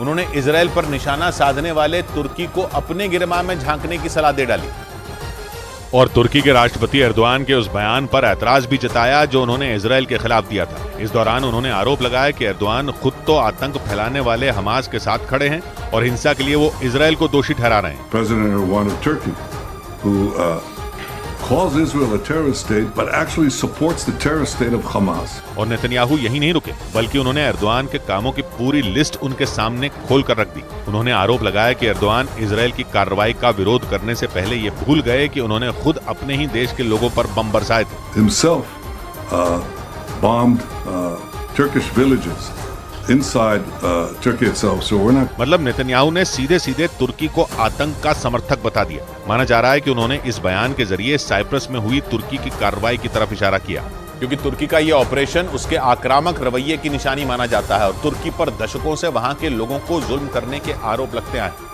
ऐसे में जब एर्दोआन ने गाजा में हो रही मौतों के लिए नेतन्याहू को जिम्मेदार ठहराया तो नेतन्याहू ने भी उन्हें साइप्रस में की उनकी सेना की कार्रवाई की याद दिला दी और उन्हें इस मामले में पहले अपने गिरमाह में झांक कर देखने की सलाह दे डाली। ऐसा इसलिए क्योंकि साइप्रस के मुद्दे को तुर्की की कमजोर नस माना जाता है। तुर्की पर यह आरोप लगता है कि उसने 1974 में अपनी सेना के दम पर साइप्रस पर हमला कर उसके एक बड़े हिस्से को हथिया लिया था और फिर उस इलाके के लोगों पर जमकर कहर बरपाया था, जिसके बाद वहाँ के सैकड़ों लोग लापता हो गए थे और करीब 1.5 लाख से ज्यादा लोग अपने ही देश में शरणार्थी बन गए थे। और इसी वजह से तुर्की पर यह आरोप लगते रहे हैं कि वो पूरे के पूरे साइप्रस को हड़पने की नीयत रखता है। और नेतन्याहू ने एर्दोआन को इसी मुद्दे पर घेरा। उन्होंने आरोप लगाया कि तुर्की जिस हिस्से को अपना मानता है वहीं के लोगों को मिट्टी में मिलाने के लिए उन पर बम गिराता। इसी बात का हवाला देते हुए उन्होंने एर्दोआन को गाजा में जारी इजराइल और हमास की जंग पर कुछ न बोलने की नसीहत दे डाली। और इजराइल के भड़कने का कारण है तुर्की के राष्ट्रपति का वो बयान जो उन्होंने कुछ दिन पहले दिया था। एर्दोआन ने गाजा में मची भीषण तबाही का ठीकरा इजराइल पर फोड़ते हुए एक आतंकी देश बता दिया था और ये आरोप लगाया था कि नेतन्याहू के इशारे पर इजराइल की सेना ने गाजा में आंखें मूंद कर नरसंहार किया। इस दौरान उन्होंने इजराइल को एक आतंकी देश बताते हुए ये तक कह डाला था कि नेतन्याहू ने पूरे के पूरे गाजा को शमशान में बदलने की प्लानिंग की। मतलब उनके मुताबिक नेतन्याहू जानबूझकर गाजा पर इतना कहर बरपा रहे हैं कि वहाँ सब कुछ तबाह हो जाए। इस दौरान एर्दोआन ने गाजा में परमाणु हमला होने की आशंका भी जताई थी और साथ ही ये चेतावनी भी दी थी कि गाजा को दिए इजराइल के हर जख्म का बदला उससे तुर्की लेगा। उन्होंने इस दौरान गाजा के लोगों से ये वादा भी किया था कि वो इस मामले में नेतन्याहू और इजराइल के मंत्रियों के खिलाफ इंटरनेशनल कोर्ट ऑफ जस्टिस में केस भी दायर करेंगे ताकि फिलिस्तीन के लोगों को न्याय मिल सके। हालांकि ये कोई पहला मामला नहीं है जब तुर्की इस तरह से इजराइल पर हमलावर हुआ हो, बल्कि वो इस जंग की शुरुआत से ही इजराइल को घेरने की तैयारी में लगा हुआ है। आरोप तो ये तक है कि तुर्की ने भी ईरान की तरह हमास को भड़काने का काम किया, जिसके बाद 7 अक्टूबर को उसने इजराइल पर जबरदस्त हमला कर दिया था। और इजराइल का आरोप है कि जैसे ही उसने पलटवार किया, तुर्की और ईरान हमास के समर्थन में खड़े हो गए। इजराइल के मुताबिक तुर्की ने ही सबसे पहले अंतर्राष्ट्रीय स्तर पर उसकी इस कार्रवाई का विरोध करना शुरू किया। और कुछ दिन पहले तो तुर्की के राष्ट्रपति ने गाजा पर इजराइल के हमले की तुलना नरसंहार से कर दी थी। इसके अलावा वो इस जंग के दौरान लगातार इजराइल पर हमलावर भी रहे हैं। यहाँ तक कि उन्होंने इस मामले को इंटरनेशनल कोर्ट ऑफ जस्टिस में ले जाने तक की मांग कर डाली थी। साथ ही वो इजराइल के खिलाफ ईरान के सुर में सुर मिलाते भी नजर आए। हालांकि इजराइल ने आरोप लगाया कि तुर्की और खासतौर पर एर्दोआन हमास की जंग का सहारा लेकर उससे पुरानी दुश्मनी निकालना चाहते हैं। और इजराइल ने ये आरोप हवा में नहीं लगाए, बल्कि उसने इसके पीछे अपनी सुरक्षा एजेंसी की एक रिपोर्ट का हवाला दिया, जिसमें यह दावा किया गया कि 7 अक्टूबर को हमास ने जिस तरह से रॉकेट बरसाए, उसमें उसका सबसे बड़ा मददगार ईरान नहीं बल्कि तुर्की ही था। और इजराइल की सुरक्षा एजेंसी की उस रिपोर्ट के मुताबिक तुर्की ने ही हमास के हाथों में वो रॉकेट थमाए जिनसे इजराइल की जमीन थर्रा उठी थी।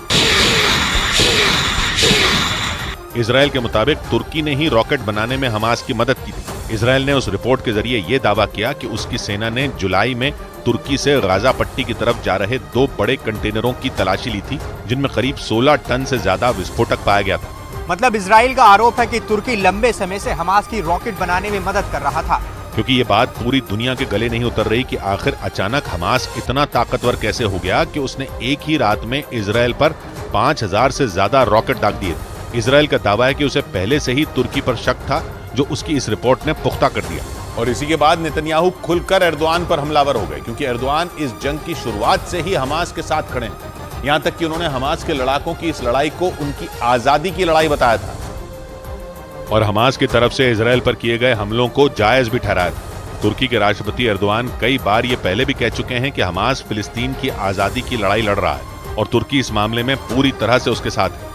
यही वजह रही कि इजराइल जंग की शुरुआत से ही एर्दोगन पर हमलावर रहा, क्योंकि नेतन्याहू का मानना है कि तुर्की हमास को कई करोड़ डॉलर पहुंचाने के साथ ही बड़ी तादाद में हथियारों का जखीरा भी मुहैया कराता है। उनके मुताबिक हमास जिन रॉकेटों के दम पर इजराइल को दहला रहा है, उन्हें बनाने में भी तुर्की ने उसकी पूरी मदद की। इसके अलावा नेतन्याहू कई बार इस बात का दावा भी कर चुके हैं कि हमास को इस जंग के लिए भड़काने के लिए भी तुर्की और ईरान ही जिम्मेदार है, क्योंकि हमास में अकेले इतनी ताकत नहीं है कि वो इजराइल से भिड़ सके।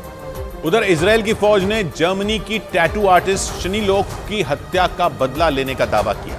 इजराइल की सेना के मुताबिक उन्होंने हमास के उस लड़ाके को ढेर कर दिया जिसने शनी लोक की हत्या की थी।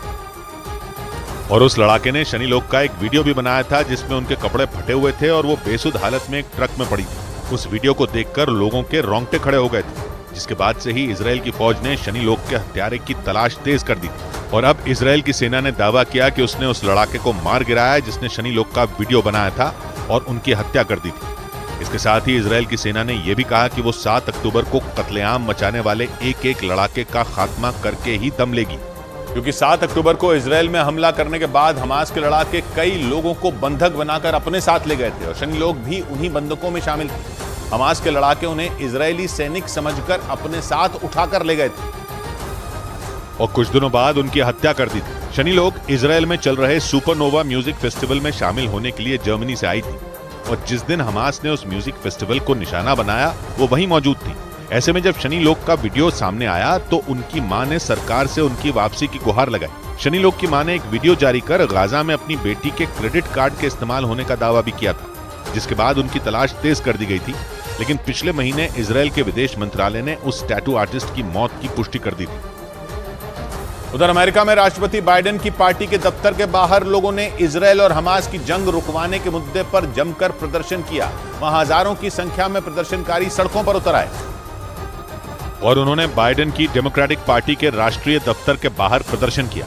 इस दौरान प्रदर्शनकारियों ने बाइडेन से इजराइल और हमास में जारी जंग को रुकवाने और सीज फायर करवाने की अपील की। वहां से जो वीडियो सामने आया उसमें फिलिस्तीन के समर्थक बाइडेन की पार्टी के दफ्तर की तरफ बढ़ते नजर आए।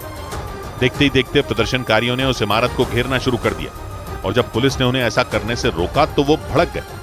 आरोप है कि प्रदर्शनकारियों ने कई पुलिस वालों पर हमला कर दिया, जिसके बाद कई लोगों को हिरासत में ले लिया गया।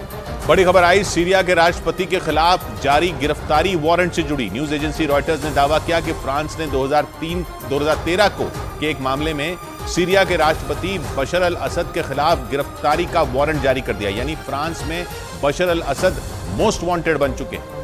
फ्रांस की सरकार किसी भी कीमत पर उन्हें गिरफ्तार करना चाहती है। यह मामला 2013 में सीरिया की राजधानी दमिश्क के कई इलाकों में केमिकल वेपन के इस्तेमाल के आरोपों से जुड़ा है।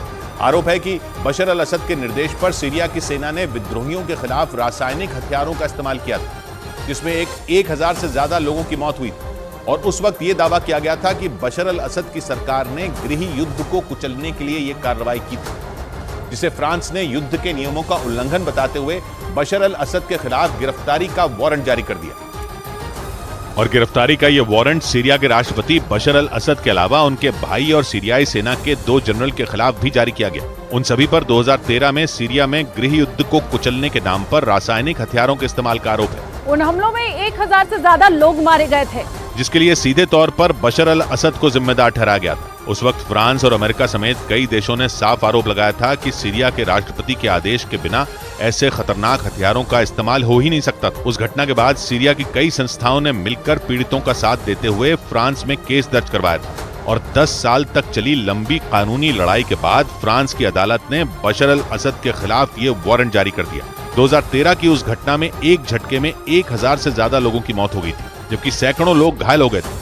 और इसी मामले में सीरिया की कुछ संस्थाओं ने फ्रांस में केस दर्ज करवाया था। हालांकि सीरिया की सरकार इन आरोपों से इनकार करती रही है, लेकिन दावा है कि अपनी जांच में फ्रांस की एजेंसियों ने यह पाया कि रासायनिक हथियारों के इस्तेमाल के लिए बशर अल असद की सरकार ने ही मंजूरी दी थी। जिसका मतलब है कि सीरिया की सत्ता पर बैठे बशर अल असद उस वक्त ये अच्छी तरह जानते थे कि इसका असर क्या होगा, क्योंकि इन हथियारों में जहरीले केमिकल का इस्तेमाल जानबूझकर लोगों को मारने या नुकसान पहुंचाने के लिए किया जाता है। और इन हथियारों के इस्तेमाल से एक ही पल में हजारों लोग मौत की नींद सो सकते हैं। और 2013 में भी ऐसा ही हुआ। आरोप लगाया गया था कि जब विद्रोहियों के आगे सीरिया की सेना कमजोर होती नजर आई तो उसने रासायनिक हथियारों से हमला कर दिया था, जिसकी चपेट में विद्रोहियों के साथ साथ हजारों आम नागरिक भी आ गए थे, क्योंकि सीरिया 2011 से ही गृह युद्ध की आग में झुलस रहा है। और आरोप है कि विद्रोह को कुचलने में सीरिया के राष्ट्रपति बशर अल असद को रूस के राष्ट्रपति पुतिन का साथ मिल रहा है। यही नहीं, पश्चिमी मीडिया तो यह भी आरोप लगाता है कि पुतिन सीरिया की सरकार को अपने हथियार भी देते हैं। और इसी वजह से माना जा रहा है कि यह फैसला बशर अल असद के बहाने पुतिन पर वार करने की कोशिश है, क्योंकि पुतिन लंबे वक्त से सीरियाई सरकार के सबसे बड़े दोस्त बने हुए हैं। दावा किया जाता है कि उन्होंने न सिर्फ सीरिया की सेना को अपने घातक हथियार दिए हैं, बल्कि सैकड़ों रूसी सैनिक भी सीरिया में तैनात हैं, जो विद्रोहियों के खिलाफ जंग में सीरियाई सेना का साथ देते हैं। लेकिन अमेरिका समेत यूरोप के कई देश ये नहीं चाहते हैं कि सीरिया में रूसी सेना की मौजूदगी बढ़े। यूक्रेन जंग के बाद तो ये चिंता और बढ़ गई, क्योंकि रूस खुलकर इन देशों का सबसे बड़ा दुश्मन बन गया। इसीलिए ये कहा जा रहा है कि पुतिन के दोस्त बशर अल असद के खिलाफ गिरफ्तारी वारंट जारी कर पुतिन को झटका देने की कोशिश की गई है।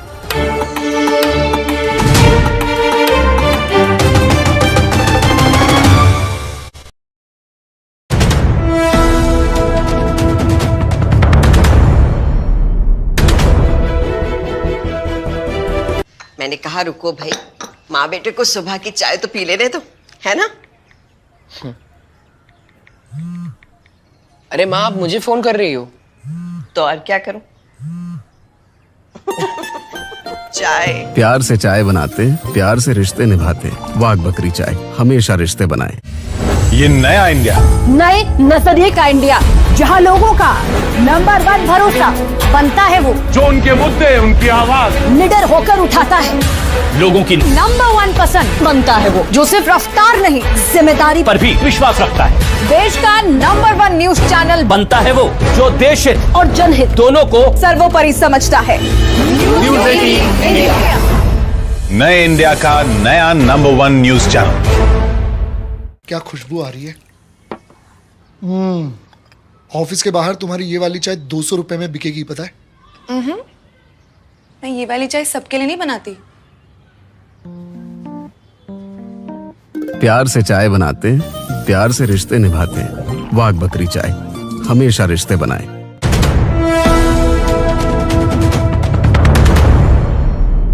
ईरान ने हमास को राजनीतिक और नैतिक समर्थन देने का वादा किया, लेकिन जंग में अपनी सेना भेजने से इनकार कर दिया। यह दावा ईरान के सुप्रीम लीडर के बड़े अधिकारियों ने किया, जिसका मतलब यह हुआ कि ईरान ने ऐन वक्त पर हमास का साथ छोड़ दिया, क्योंकि इजराइल की सेना ने उत्तरी गाजा में हमास के पांव उखाड़ने का दावा किया। उसने हमास के कमांड सेंटर तक पर कब्जा कर लिया। हमास की संसद तक में इजराइल का झंडा फहरा दिया गया। यानी उत्तरी गाजा में धीरे धीरे हमास कमजोर पड़ने लगा और ऐसे वक्त में उसे ईरान की मदद की जरूरत थी। लेकिन ईरान ने ऐन वक्त पर हमास को धोखा दे दिया, क्योंकि ईरान के supreme leader Ayatollah Ali Khamenei के बड़े अधिकारियों ने दावा किया कि ईरान ने गाजा में अपनी सेना भेजने से इनकार कर दिया। उनके मुताबिक हमास चीफ इस्माइल हानिया और खामनेई की 5 नवंबर को मुलाकात हुई थी, जिसमें खामनेई ने हानिया से 2 टूक बोल दिया था कि वो ईरान को इस जंग में न घसीटें। और वो इस जंग में ईरान की सेना नहीं भेजेंगे। जबकि इस मुलाकात के बाद हमास को ईरान से और हथियार मिलने की उम्मीद थी, लेकिन ईरान के ऐन वक्त पर मुकरने से हमास की मुश्किल बढ़ गई, क्योंकि ईरान 7 अक्टूबर के बाद से लगातार इजराइल के खिलाफ हमले बोल रहा है। यही नहीं, ईरान उसके खिलाफ बोल रहा है, यही नहीं, उसने इजराइल के खिलाफ जंग के कई मोर्चे खुलने की धमकी भी दी थी। लेकिन अचानक ईरान पलट गया, क्योंकि उसने गाजा की जंग से अपने हाथ पीछे खींच लिए और हमास को केवल राजनीतिक और नैतिक समर्थन देने का ऐलान किया। यह दावा ईरान के सुप्रीम लीडर के कुछ करीबी अधिकारियों ने किया। हमास चीफ और ईरान के सुप्रीम लीडर की 5 नवंबर को मुलाकात हुई और खबर आई कि हमास चीफ ने इस दौरान ईरान से हथियार मांगे, लेकिन ईरान ने हमास चीफ को ऐसा झटका दिया कि उसे इसकी उम्मीद भी नहीं रही होगी, क्योंकि 7 अक्टूबर के बाद से ईरान लगातार इजराइल के खिलाफ आग उगल रहा है। उसने इजराइल को जंग के अलग अलग मोर्चे खुलने की धमकी भी दी। लेकिन जंग के 40 दिन बीतने के बाद खबर आई कि ईरान ने हमास को अकेला छोड़ दिया और तर्क दिया कि हमास ने 7 अक्टूबर के हमले से पहले ईरान को जानकारी नहीं दी थी। ईरान के अधिकारियों का यह दावा चौंकाने वाला था, क्योंकि ईरान ने 7 अक्टूबर के बाद लगातार इजराइल को निशाने पर लिया। लेकिन अब वो कह रहा है कि उसे हमास के इजराइल पर 7 अक्टूबर को किए गए हमले के बारे में पता ही नहीं था और इसीलिए हमास उसे जंग में न घसीटे। कम से कम ईरान के कुछ बड़े अधिकारियों ने तो यही दावा किया। ईरान के अधिकारियों के मुताबिक खामनेई ने हमास चीफ से साफ साफ कहा कि हमास ने 7 अक्टूबर के हमले के बारे में ईरान को कुछ नहीं बताया था, इसलिए ईरान उसकी तरफ से इस जंग का हिस्सा नहीं बनेगा। जिसका मतलब यह हुआ कि ईरान ने साफ कर दिया कि वो इजराइल से सीधी जंग नहीं लड़ेगा, जबकि इससे पहले उसने मुस्लिम देशों से इजराइल का बहिष्कार करने की अपील की थी। यही नहीं, इजराइल ने दावा किया कि 7 अक्टूबर से पहले ईरान हमास के लड़ाकों को हथियार बनाने की ट्रेनिंग देना चाहता था और उसके पास इसके सबूत भी हैं। क्योंकि इजराइल के अधिकारियों ने दावा किया कि उसे हमास के लड़ाकों की ट्रेनिंग से जुड़े कुछ दस्तावेज मिले, जो गाजा के बाहर हमास के एक ट्रक में रखे कंप्यूटर में मौजूद थे। और उन्हीं दस्तावेजों के आधार पर इजराइल ने आरोप लगाया कि ईरान 7 अक्टूबर से पहले हमास के लड़ाकों को ट्रेनिंग देना चाहता था, जिसमें वो उन्हें हथियार बनाना भी सिखाने वाला था। यही नहीं, इजराइल ने दावा किया कि 7 अक्टूबर को हमास के जिन लड़ाकों ने दक्षिण इजराइल पर हमला किया था, उन्हें ट्रेनिंग ईरान में ही मिली। और इजराइल के इन दावों में अमेरिका ने भी उसका साथ दिया था, क्योंकि अमेरिका ने दावा किया था कि हमास के लड़ाकों ने हमले से करीब 1 महीना पहले ईरान में ट्रेनिंग ली थी। यह दावा अमेरिकी अखबार वॉल स्ट्रीट जर्नल ने किया था और अपनी रिपोर्ट में लिखा था कि हमास के लड़ाकों को ट्रेनिंग और फंडिंग दोनों ईरान से मिली थी। क्योंकि अमेरिकी अखबार वॉल स्ट्रीट जर्नल ने दावा किया था कि हमास के लड़ाकों ने हमले से करीब 1 महीने पहले सितंबर में ईरान में ट्रेनिंग ली थी, जिनकी संख्या 500 थी और इन 500 लड़ाकों को हमास से ट्रेनिंग और फंडिंग दोनों मिली थी। लेकिन जंग के 40 दिन बाद ईरान से जुड़ा ऐसा दावा सामने आया जिसने पूरी कहानी ही पलट दी, क्योंकि नए दावे के मुताबिक ईरान को 7 अक्टूबर के हमले के बारे में पता ही नहीं था और अब तो वो हमास की तरफ से जंग लड़ने से भी इनकार कर रहा है, जो गाजा में चल रही भयंकर जंग के बीच हमास के लिए तगड़ा झटका है। और माना जा रहा है कि ईरान ने अमेरिका के दबाव में ऐसा किया, क्योंकि अमेरिका ने ईरान के पास ओमान की खाड़ी में अपना खतरनाक जंगी जहाज तैनात कर दिया, जो ईरान के पूर्वी और मध्य हिस्से में हाहाकार मचा सकता है। क्योंकि पश्चिमी मीडिया ने दावा किया कि अमेरिका का खतरनाक जंगी जहाज ईरान के पास ओमान की खाड़ी में पहुंच चुका है और ईरान की सीमा से केवल 300 किलोमीटर दूर खड़ा है। पश्चिमी मीडिया ने दावा किया कि ओमान की खाड़ी में तैनात अमेरिका के जंगी जहाज पर कई लड़ाकू विमान और मिसाइलें तैनात हैं, जो ईरान के पूर्वी और मध्य हिस्से को तबाह कर सकती हैं। इसके अलावा अमेरिका ने अपना एक जहाज साइप्रस के पास तैनात कर दिया। तो वहीं अमेरिका का B-1 बॉम्बर तुर्की के पास लाल सागर में तैनात कर दिया गया। मतलब ये कि लाल सागर और ओमान की खाड़ी में अमेरिका के जंगी जहाज पहुंच गए और ईरान को घेर।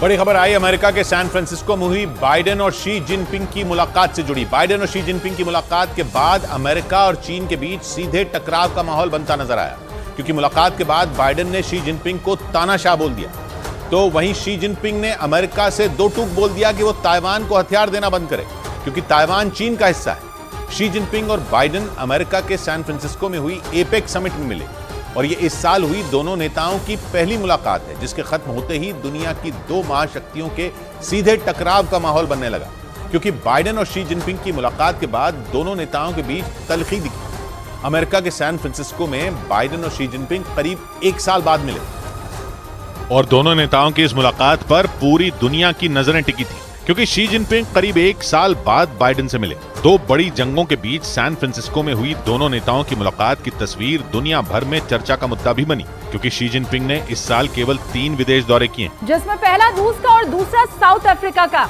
और इस साल के अपने तीसरे दौरे पर शी जिनपिंग अमेरिका पहुंचे, जहां उनकी और बाइडेन की मुलाकात भी हुई और सीधी बात भी, जिसमें दोनों नेताओं ने खुलकर एक दूसरे के सामने अपनी बात रखी। और 4 घंटे की इस बातचीत में दोनों के बीच मतभेद साफ नजर आया, क्योंकि शी जिनपिंग ने बाइडेन से बातचीत में सबसे पहले ताइवान का मुद्दा उठाया, यानी उस मामले पर बात की जो अमेरिका और चीन के बीच बढ़ते तनाव की सबसे बड़ी वजह है, और चीन की शान का मसला है, जिसके बारे में बाइडेन से मुलाकात की शुरुआत में ही शी जिनपिंग ने बात की और 2 टूक बोल दिया कि अमेरिका ताइवान को हथियार देना बंद करे, क्योंकि शी जिनपिंग ताइवान को चीन में मिलाकर रहेंगे। हालांकि बाद में उन्होंने बात को संभालने के लिए कहा कि चीन अमेरिका को पछाड़ना या फिर उसकी जगह नहीं लेना चाहता, क्योंकि चीन और अमेरिका दोनों महाशक्तियां हैं और दुनिया इतनी बड़ी है कि उनका एक साथ गुजारा हो सकता है, लेकिन इसके लिए अमेरिका को चीन को दबाना बंद करना होगा।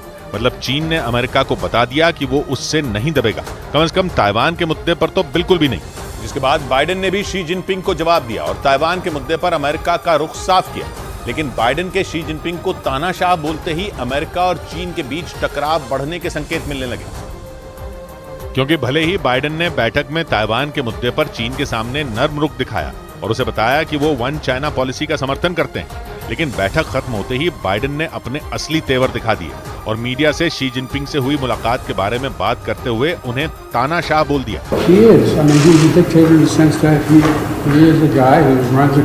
मतलब बाइडेन शी जिनपिंग से 2 कदम आगे निकल गए और ये संकेत दे दिया कि दोनों नेताओं की इस मुलाकात से अमेरिका और चीन की तलखी घटी नहीं है, बल्कि और बढ़ गई है, या यूं कहें कि अमेरिकी मीडिया और कई बड़े अधिकारियों का डर सच साबित हो गया, क्योंकि उन्होंने बैठक से पहले ही आशंका जताई थी कि इस मुलाकात से या तो बात बन जाएगी या फिर जरूरत से ज्यादा बिगड़ जाएगी। और बैठक के बाद जिस तरह के दावे पश्चिमी मीडिया ने किए, उनसे लगने लगा कि चीन और अमेरिका के बीच टकराव बढ़ सकता है, क्योंकि पश्चिमी मीडिया ने दावा किया कि शी जिनपिंग ने अमेरिका से खुलकर कहा कि वो चीन को दबाने की कोशिश न करें।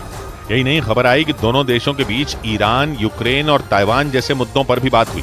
बैठक के बाद खबर आई कि बाइडेन और शी जिनपिंग इस बात पर सहमत हुए हैं कि दोनों सीधे फोन पर बात करेंगे और एक दूसरे की बात सुनेंगे, जिससे टकराव के हालात न बने। लेकिन ये सारी बातें तो बाइडेन और शी जिनपिंग ने आमने सामने बैठकर की, और जैसे ही बाइडेन बाहर निकले उन्होंने शी को तानाशाह बोल दिया।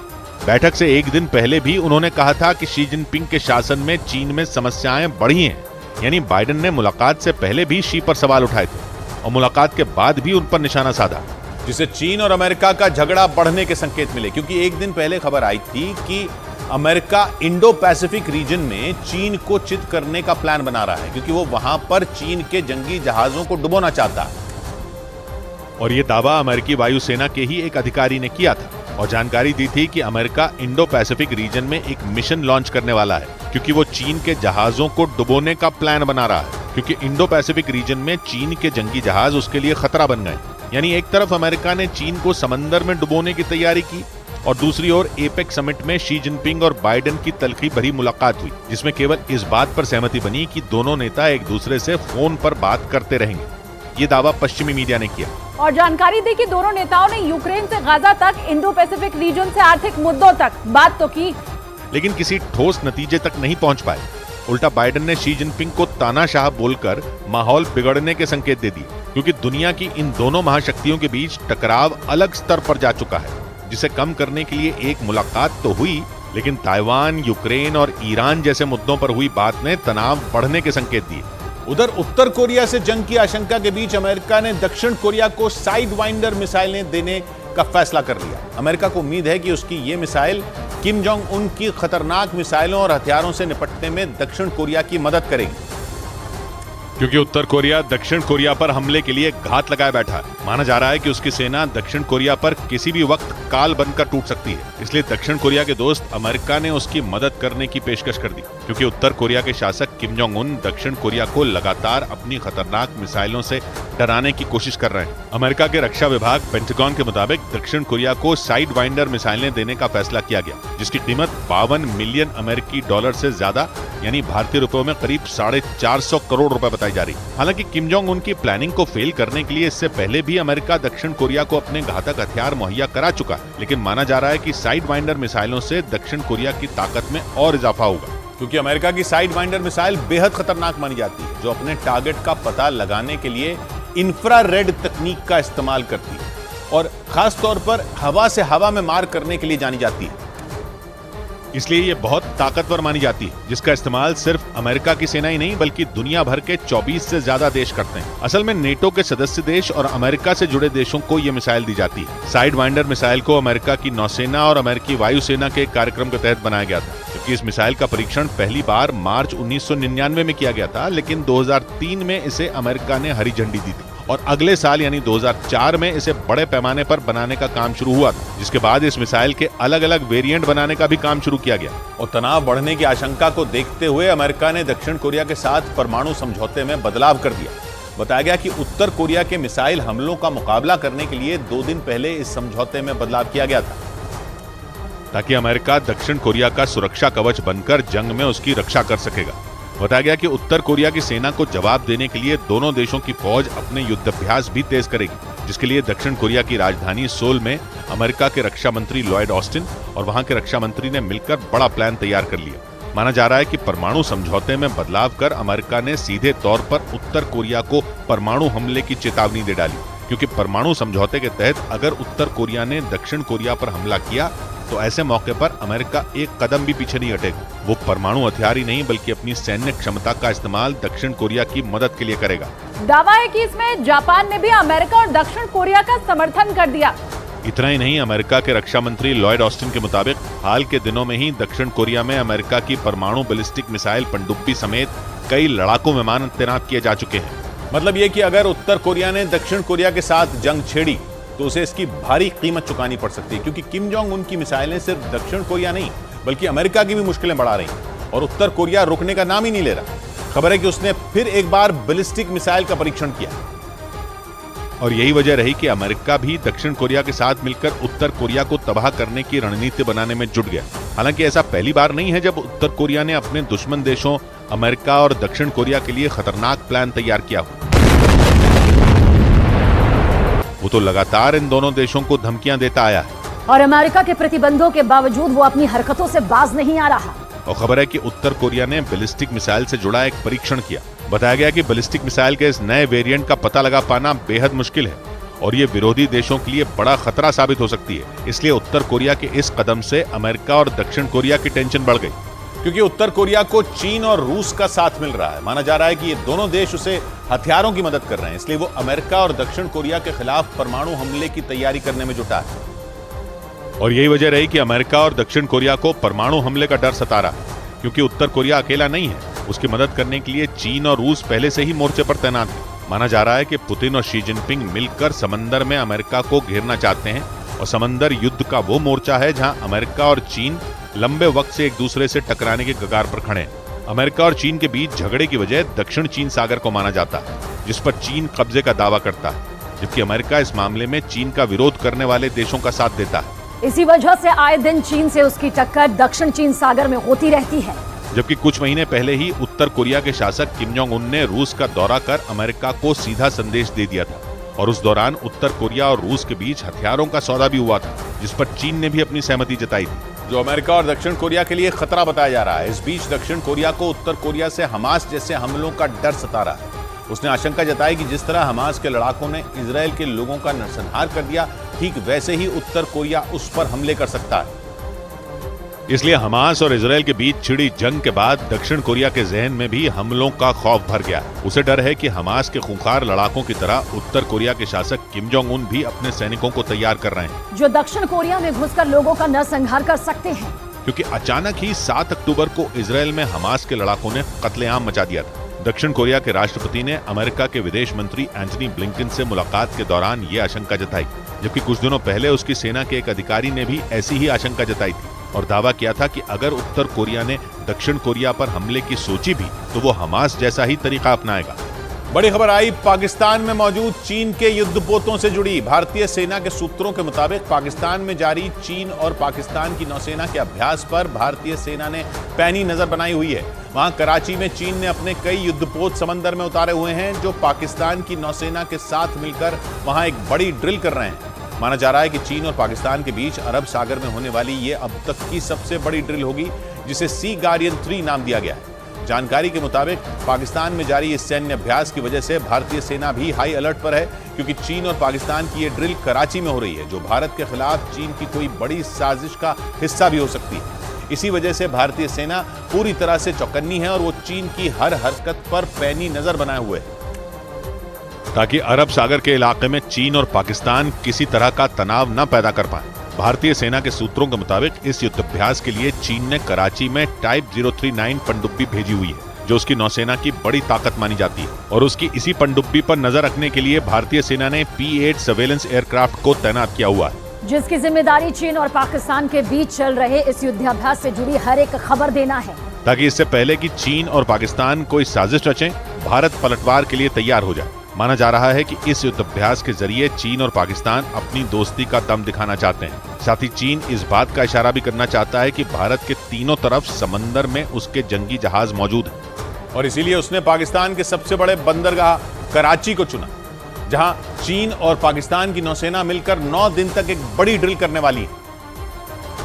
और इसी बात से भारत की चिंता बढ़ गई है, क्योंकि चीन और पाकिस्तान दोनों से भारत के अच्छे रिश्ते नहीं हैं। ये दोनों ही देश भारत के खिलाफ लगातार साजिश रचते रहते हैं। आशंका जताई जा रही है कि पाकिस्तान में हो रहा ये युद्धाभ्यास भी उनकी किसी साजिश का हिस्सा हो सकता है, क्योंकि ये कराची में हो रहा है, जो अरब सागर के किनारे बसे भारत के मुंबई के बेहद करीब। मतलब अगर हालात बिगड़े तो चीन और पाकिस्तान के निशाने पर मुंबई हो सकता है। इसलिए भारतीय सेना समंदर और आसमान दोनों से कराची में जारी इस युद्धाभ्यास पर अपनी पैनी निगाह जमाए हुए है, ताकि किसी भी तरह के विवाद को पहले ही रोका जा सके। खबर तो ये भी है कि इस युद्धाभ्यास को देखते हुए भारतीय नौसेना ने भी अपना एक युद्धपोत मोर्चे पर तैनात कर दिया है, ताकि पाकिस्तान और चीन को ये संदेश दिया जा सके कि उनकी हर हरकत पर भारत नजर बनाए हुए है। क्योंकि चीन अरब सागर में उसी प्लान के तहत काम कर रहा है जिस प्लान के तहत उसने हिंद महासागर में पैर पसारे थे। कुछ महीने पहले उसने अपने जासूसी जहाज युआनवांग 5 को श्रीलंका के हम्बनटोटा बंदरगाह पर तैनात करने की कोशिश की थी, और ये दलील दी थी कि उसका वो जहाज रिसर्च के लिए श्रीलंका में तैनात किया जा रहा है। लेकिन उसकी इस चाल से पर्दा तब उठ गया जब एक रिपोर्ट में ये बात सामने आई कि चीन का युआनवांग 5 जहाज असल में एक जासूसी जहाज है, जो अपने बेहद शक्तिशाली एंटेना की वजह से लंबी दूरी तक नजर रख सकता है। ये इतना ताकतवर है कि चीन की सेना की स्पेस विंग युआनवांग 5 जहाज को अंतरिक्ष में सैटेलाइटों को ट्रैक करने के लिए भी इस्तेमाल करती है। मतलब इस बात में कोई दो मत नहीं कि चीन का इरादा इस जहाज के जरिए रिसर्च नहीं बल्कि भारत की जासूसी का ही था। हालांकि वो इसमें कामयाब नहीं हो पाया था, क्योंकि भारत के तगड़े विरोध की वजह से श्रीलंका ने चीन को ऐसा करने की इजाजत देने से इनकार कर दिया था, और फिर चीन का युआनवांग 5 काफी दिनों तक हिंद महासागर के करीब ही भटकता रहता। हालांकि चीन इसके बावजूद अपनी हरकतों से बाज नहीं आया, लेकिन भारतीय सुरक्षा एजेंसियां भी चीन की रग रग से वाकिफ है। भारतीय सेना ये अच्छी तरह से जानती है कि चीन एशिया के इलाके में जो भी करता है उसका मकसद भारत को घेरना ही होता है, और वो समंदर में अपना दबदबा बनाने के लिए लंबे वक्त से हाथ पैर मार रहा है। लेकिन समंदर का बादशाह बनने के उसके सपने में सबसे बड़ी रुकावट भारत बना हुआ। माना जाता है कि इसी वजह से वो भारत पर दबाव बनाने के इरादे से पाकिस्तान के साथ इतनी बड़ी सैन्य ड्रिल कर रहा है, क्योंकि बंगाल की खाड़ी की तरफ उसके जंगी जहाज आए दिन भारतीय नौसेना के बेड़े से टक्कर लेते रहते हैं। वहीं हिंद महासागर के इलाके पर नजर रखने के लिए उसने श्रीलंका के कोलंबो बंदरगाह पर अपना जासूसी जहाज तैनात कर रखा है, और अब अरब सागर में वो अपनी घातक पनडुब्बी लेकर पाकिस्तान के साथ युद्धाभ्यास करने धमक पड़ा है। मतलब चीन की कोशिश भारत को तीनों तरफ से घेरने की है, लेकिन भारतीय सेना और सुरक्षा एजेंसियां उसकी इस चाल से अच्छी तरह से वाकिफ, इसलिए हर मोर्चे पर चीन को रोकने के लिए पूरी तैयारी के साथ भारतीय जवान डटे हुए हैं। बड़ी खबर आई उत्तराखंड के उत्तरकाशी में हुए टनल हादसे से जुड़ी। खबर है कि सुरंग में फंसे मजदूरों को बचाने के बीच वहां भूकंप के झटके महसूस किए गए, जिससे रेस्क्यू ऑपरेशन से जुड़े अधिकारियों और टनल में फंसे मजदूरों के बीच हड़कंप मच गया। भारतीय भूकंप विज्ञान केंद्र के मुताबिक भूकंप देर रात करीब 2 बजे आया, जिसकी रिक्टर स्केल पर तीव्रता 3 से ज्यादा दर्ज की गई। मतलब भूकंप के झटके ज्यादा तेज नहीं थे, लेकिन रेस्क्यू ऑपरेशन के दौरान भूकंप आने की वजह से वहां मौजूद लोग खौफ से भर गए, क्योंकि भूकंप की वजह से अगर सुरंग का कोई हिस्सा धंस जाता तो वहां बड़ी मुसीबत खड़ी हो सकती थी, और सुरंग में फंसे 40 मजदूरों को बचाना और भी मुश्किल हो सकता था। हालांकि चंद सेकंड के अंदर ही भूकंप के झटके थम गए, लेकिन उत्तरकाशी जिले में आए इस भूकंप की वजह से टनल में फंसे मजदूरों के साथ रेस्क्यू ऑपरेशन से जुड़े अधिकारियों की भी सांसें अटक गई। और ये डर सताने लगा कि कहीं सुरंग का कोई दूसरा हिस्सा न धंस जाए, क्योंकि 12 नवंबर को टनल का एक हिस्सा धंसने की वजह से वहां काम करने वाले अलग अलग राज्यों के 40 मजदूर फंसे हुए हैं, जिन्हें सुरंग से बाहर निकालने के लिए युद्ध स्तर पर रेस्क्यू ऑपरेशन चलाया जा रहा है। लेकिन रेस्क्यू ऑपरेशन में जुटे एनडीआरएफ और एसडीआरएफ के अधिकारियों के हाथ पांव तब फूल गए जब देर रात करीब 2 बजे उसी इलाके में भूकंप के झटके महसूस किए गए। भारतीय भूकंप विज्ञान केंद्र के मुताबिक रिक्टर स्केल पर भूकंप की तीव्रता 3.1 दर्ज की गई, जिसका केंद्र उत्तराखंड के उत्तरकाशी जिले का सांकरी इलाका था। बताया गया कि भूकंप आने की वजह से वहां फौरन रेस्क्यू ऑपरेशन को रोक दिया गया। इसके तुरंत बाद टनल के अंदर फंसे मजदूरों से बात की गई और ये पता करने की कोशिश की गई कि कहीं भूकंप की वजह से सुरंग में और मलबा तो नहीं गिर गया।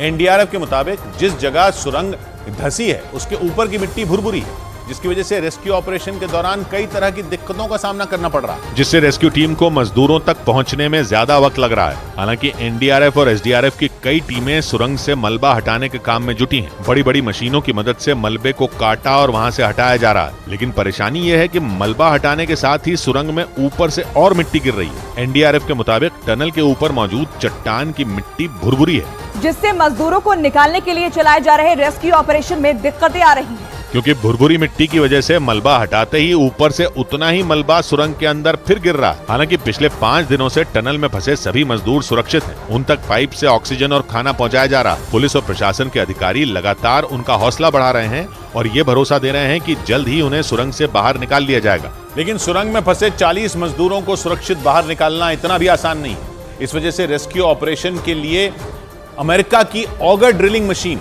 यानी खुदाई करने वाली बेहद ताकतवर और आधुनिक मशीन दिल्ली से मंगवाई गई, जो एक रोज पहले रात करीब 9:30 बजे उत्तरकाशी पहुंच गई। अमेरिका की ऑगर ड्रिलिंग मशीन को दिल्ली से वायुसेना के विमान C-130J से उत्तराखंड ले जाया गया। मशीन को उतारने के लिए एयरपोर्ट पर अलग से एक प्लेटफॉर्म तैयार किया गया। इस पूरी प्रक्रिया में, या यूं कहें कि विमान से इस मशीन को उतारने में करीब 5 घंटे का वक्त लग गया। इसके बाद अमेरिकी ड्रिलिंग मशीन को टनल के पास पहुंचाया गया और फिर नए सिरे से रेस्क्यू ऑपरेशन शुरू किया गया। एक रिपोर्ट के मुताबिक ऑगर ड्रिलिंग मशीन करीब 25 टन भारी है और 1 घंटे में 5 से 6 मीटर तक ड्रिल करने की ताकत रखती है।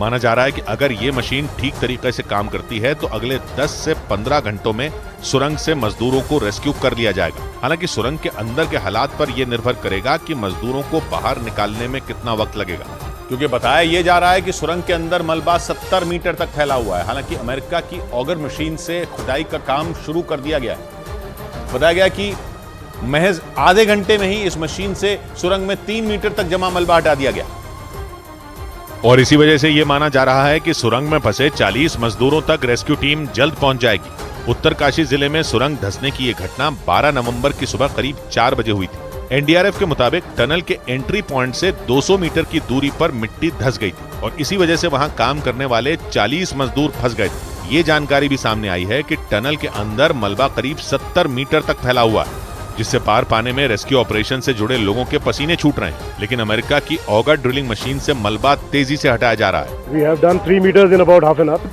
रेस्क्यू ऑपरेशन से जुड़े ड्रिलिंग एक्सपर्ट के मुताबिक 12 से 14 नवंबर तक 6 बार टनल में मलबा आ चुका है, जिससे सुरंग में मलबे का दायरा लगातार बढ़ता जा रहा है। मलबे को हटाने के लिए पहले जो ड्रिलिंग मशीन लगी थी वो सिर्फ 45 मीटर तक ही काम कर सकती थी। इसीलिए अमेरिका की इस ताकतवर मशीन को मलबा हटाने के काम में लगाया गया है। प्लान यह है कि ऑगर ड्रिलिंग मशीन के जरिए मलबे को भेदते हुए एक स्टील पाइप उस सुरंग में डाला जाएगा और उसी के जरिए मजदूरों को बाहर निकाला जाएगा।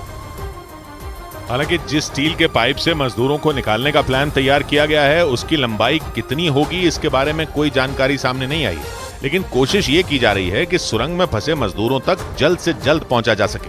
हालांकि लगातार पाइप से उन तक ऑक्सीजन और खाना पहुंचाया जा रहा है। लेकिन बताया ये जा रहा है कि सुरंग में फंसे होने की वजह से वो बेहद घबराए हुए हैं। इसी वजह से अधिकारियों ने रेस्क्यू का एक मेगा प्लान तैयार किया है। उस प्लान के तहत अमेरिका की खुदाई करने वाली ऑगर मशीन से सुरंग में गिरे मलबे को भेदते हुए एक स्टील का पाइप अंदर डाला जाएगा। बताया गया कि स्टील का वो पाइप 35 इंच चौड़ा होगा, मतलब इतना चौड़ा जिससे रेंगते हुए एक आदमी आसानी से गुजर सके। आसान शब्दों में कहें तो मजदूरों को सुरंग से बाहर निकालने के लिए पाइप की सुरंग बनाने की तैयारी। मतलब मजदूरों को सुरंग से बाहर निकालने के लिए एनडीआरएफ और एसडीआरएफ ने अपनी पूरी ताकत झोंक दी है और तो और टनल में फंसे मजदूरों को रेस्क्यू करने के लिए थाईलैंड के एक्सपर्ट की मदद तक ली जा रही है। जिन्होंने 2018 में एक गुफा में फंसे फुटबॉल टीम के खिलाड़ियों को बाहर निकाला था। असल में 5 साल पहले थाईलैंड में एक फुटबॉल टीम के 12 खिलाड़ी और उनके कोच प्रैक्टिस के बाद वहां की एक गुफा में घूमने गए थे। उसी दौरान वहां तेज बारिश होने लगी थी। बारिश की वजह से वहां बाढ़ आ गई, जिससे गुफा से बाहर निकलने का रास्ता बंद हो गया था और करीब 18 दिन तक उस गुफा में फुटबॉल टीम के खिलाड़ी फंसे रहे थे। हालांकि बाद में कड़ी मेहनत के बाद थाईलैंड के एक्सपर्ट ने उन्हें बचा लिया था। इसी वजह से टनल में फंसे मजदूरों को बाहर निकालने में जुटी रेस्क्यू टीम के अधिकारी थाईलैंड के उन एक्सपर्ट से लगातार सलाह ले रहे हैं ताकि उनकी मदद से मजदूरों की जान बचाई जा सके। खबर यह भी है कि 40 लोगों की जान बचाने के लिए नॉर्वे की एक एजेंसी से भी संपर्क किया गया है। इधर आईटी शेयरों में तेजी की वजह से भारतीय शेयर बाजार में लगातार दूसरे दिन तेजी रही। इस दौरान सेंसेक्स 306 अंक चढ़कर बंद हुआ और आईटी शेयरों के अलावा रियल्टी, ऑटो और फार्मा सेक्टर के शेयरों में भी अच्छी तेजी देखने को मिली। यही नहीं, मिड कैप और स्मॉल कैप शेयर भी बढ़त के साथ बंद हुए, जिससे बॉम्बे स्टॉक एक्सचेंज का सेंसेक्स 306 अंक चढ़कर 65,982 पर बंद हुआ, जबकि निफ्टी 89 अंकों की तेजी के साथ 19,765 के स्तर पर पहुंच गया। और शेयर बाजार की खबर तो आपको कई जगह मिल जाएगी, लेकिन शेयर बाजार का एक्सपर्ट आपको बनाएगा सिर्फ मनी कंट्रोल प्रो। कभी तो चेहरे से चेहरा हटा के बात करो, कभी तो चेहरे से चेहरा हटा के बात करो, कभी तो खुद से भी आंखें मिला के बात करो। सौ बात की एक बात कही अनिल ने, हवा को देख के कांपोगे चरागो कब तक, अब आंधियों से भी सर उठा के बात करो। मिलते हैं कल, घड़ी जब इशारा करेगी 9 बजे रात का, वक्त फिर होगा 100 बात की बात।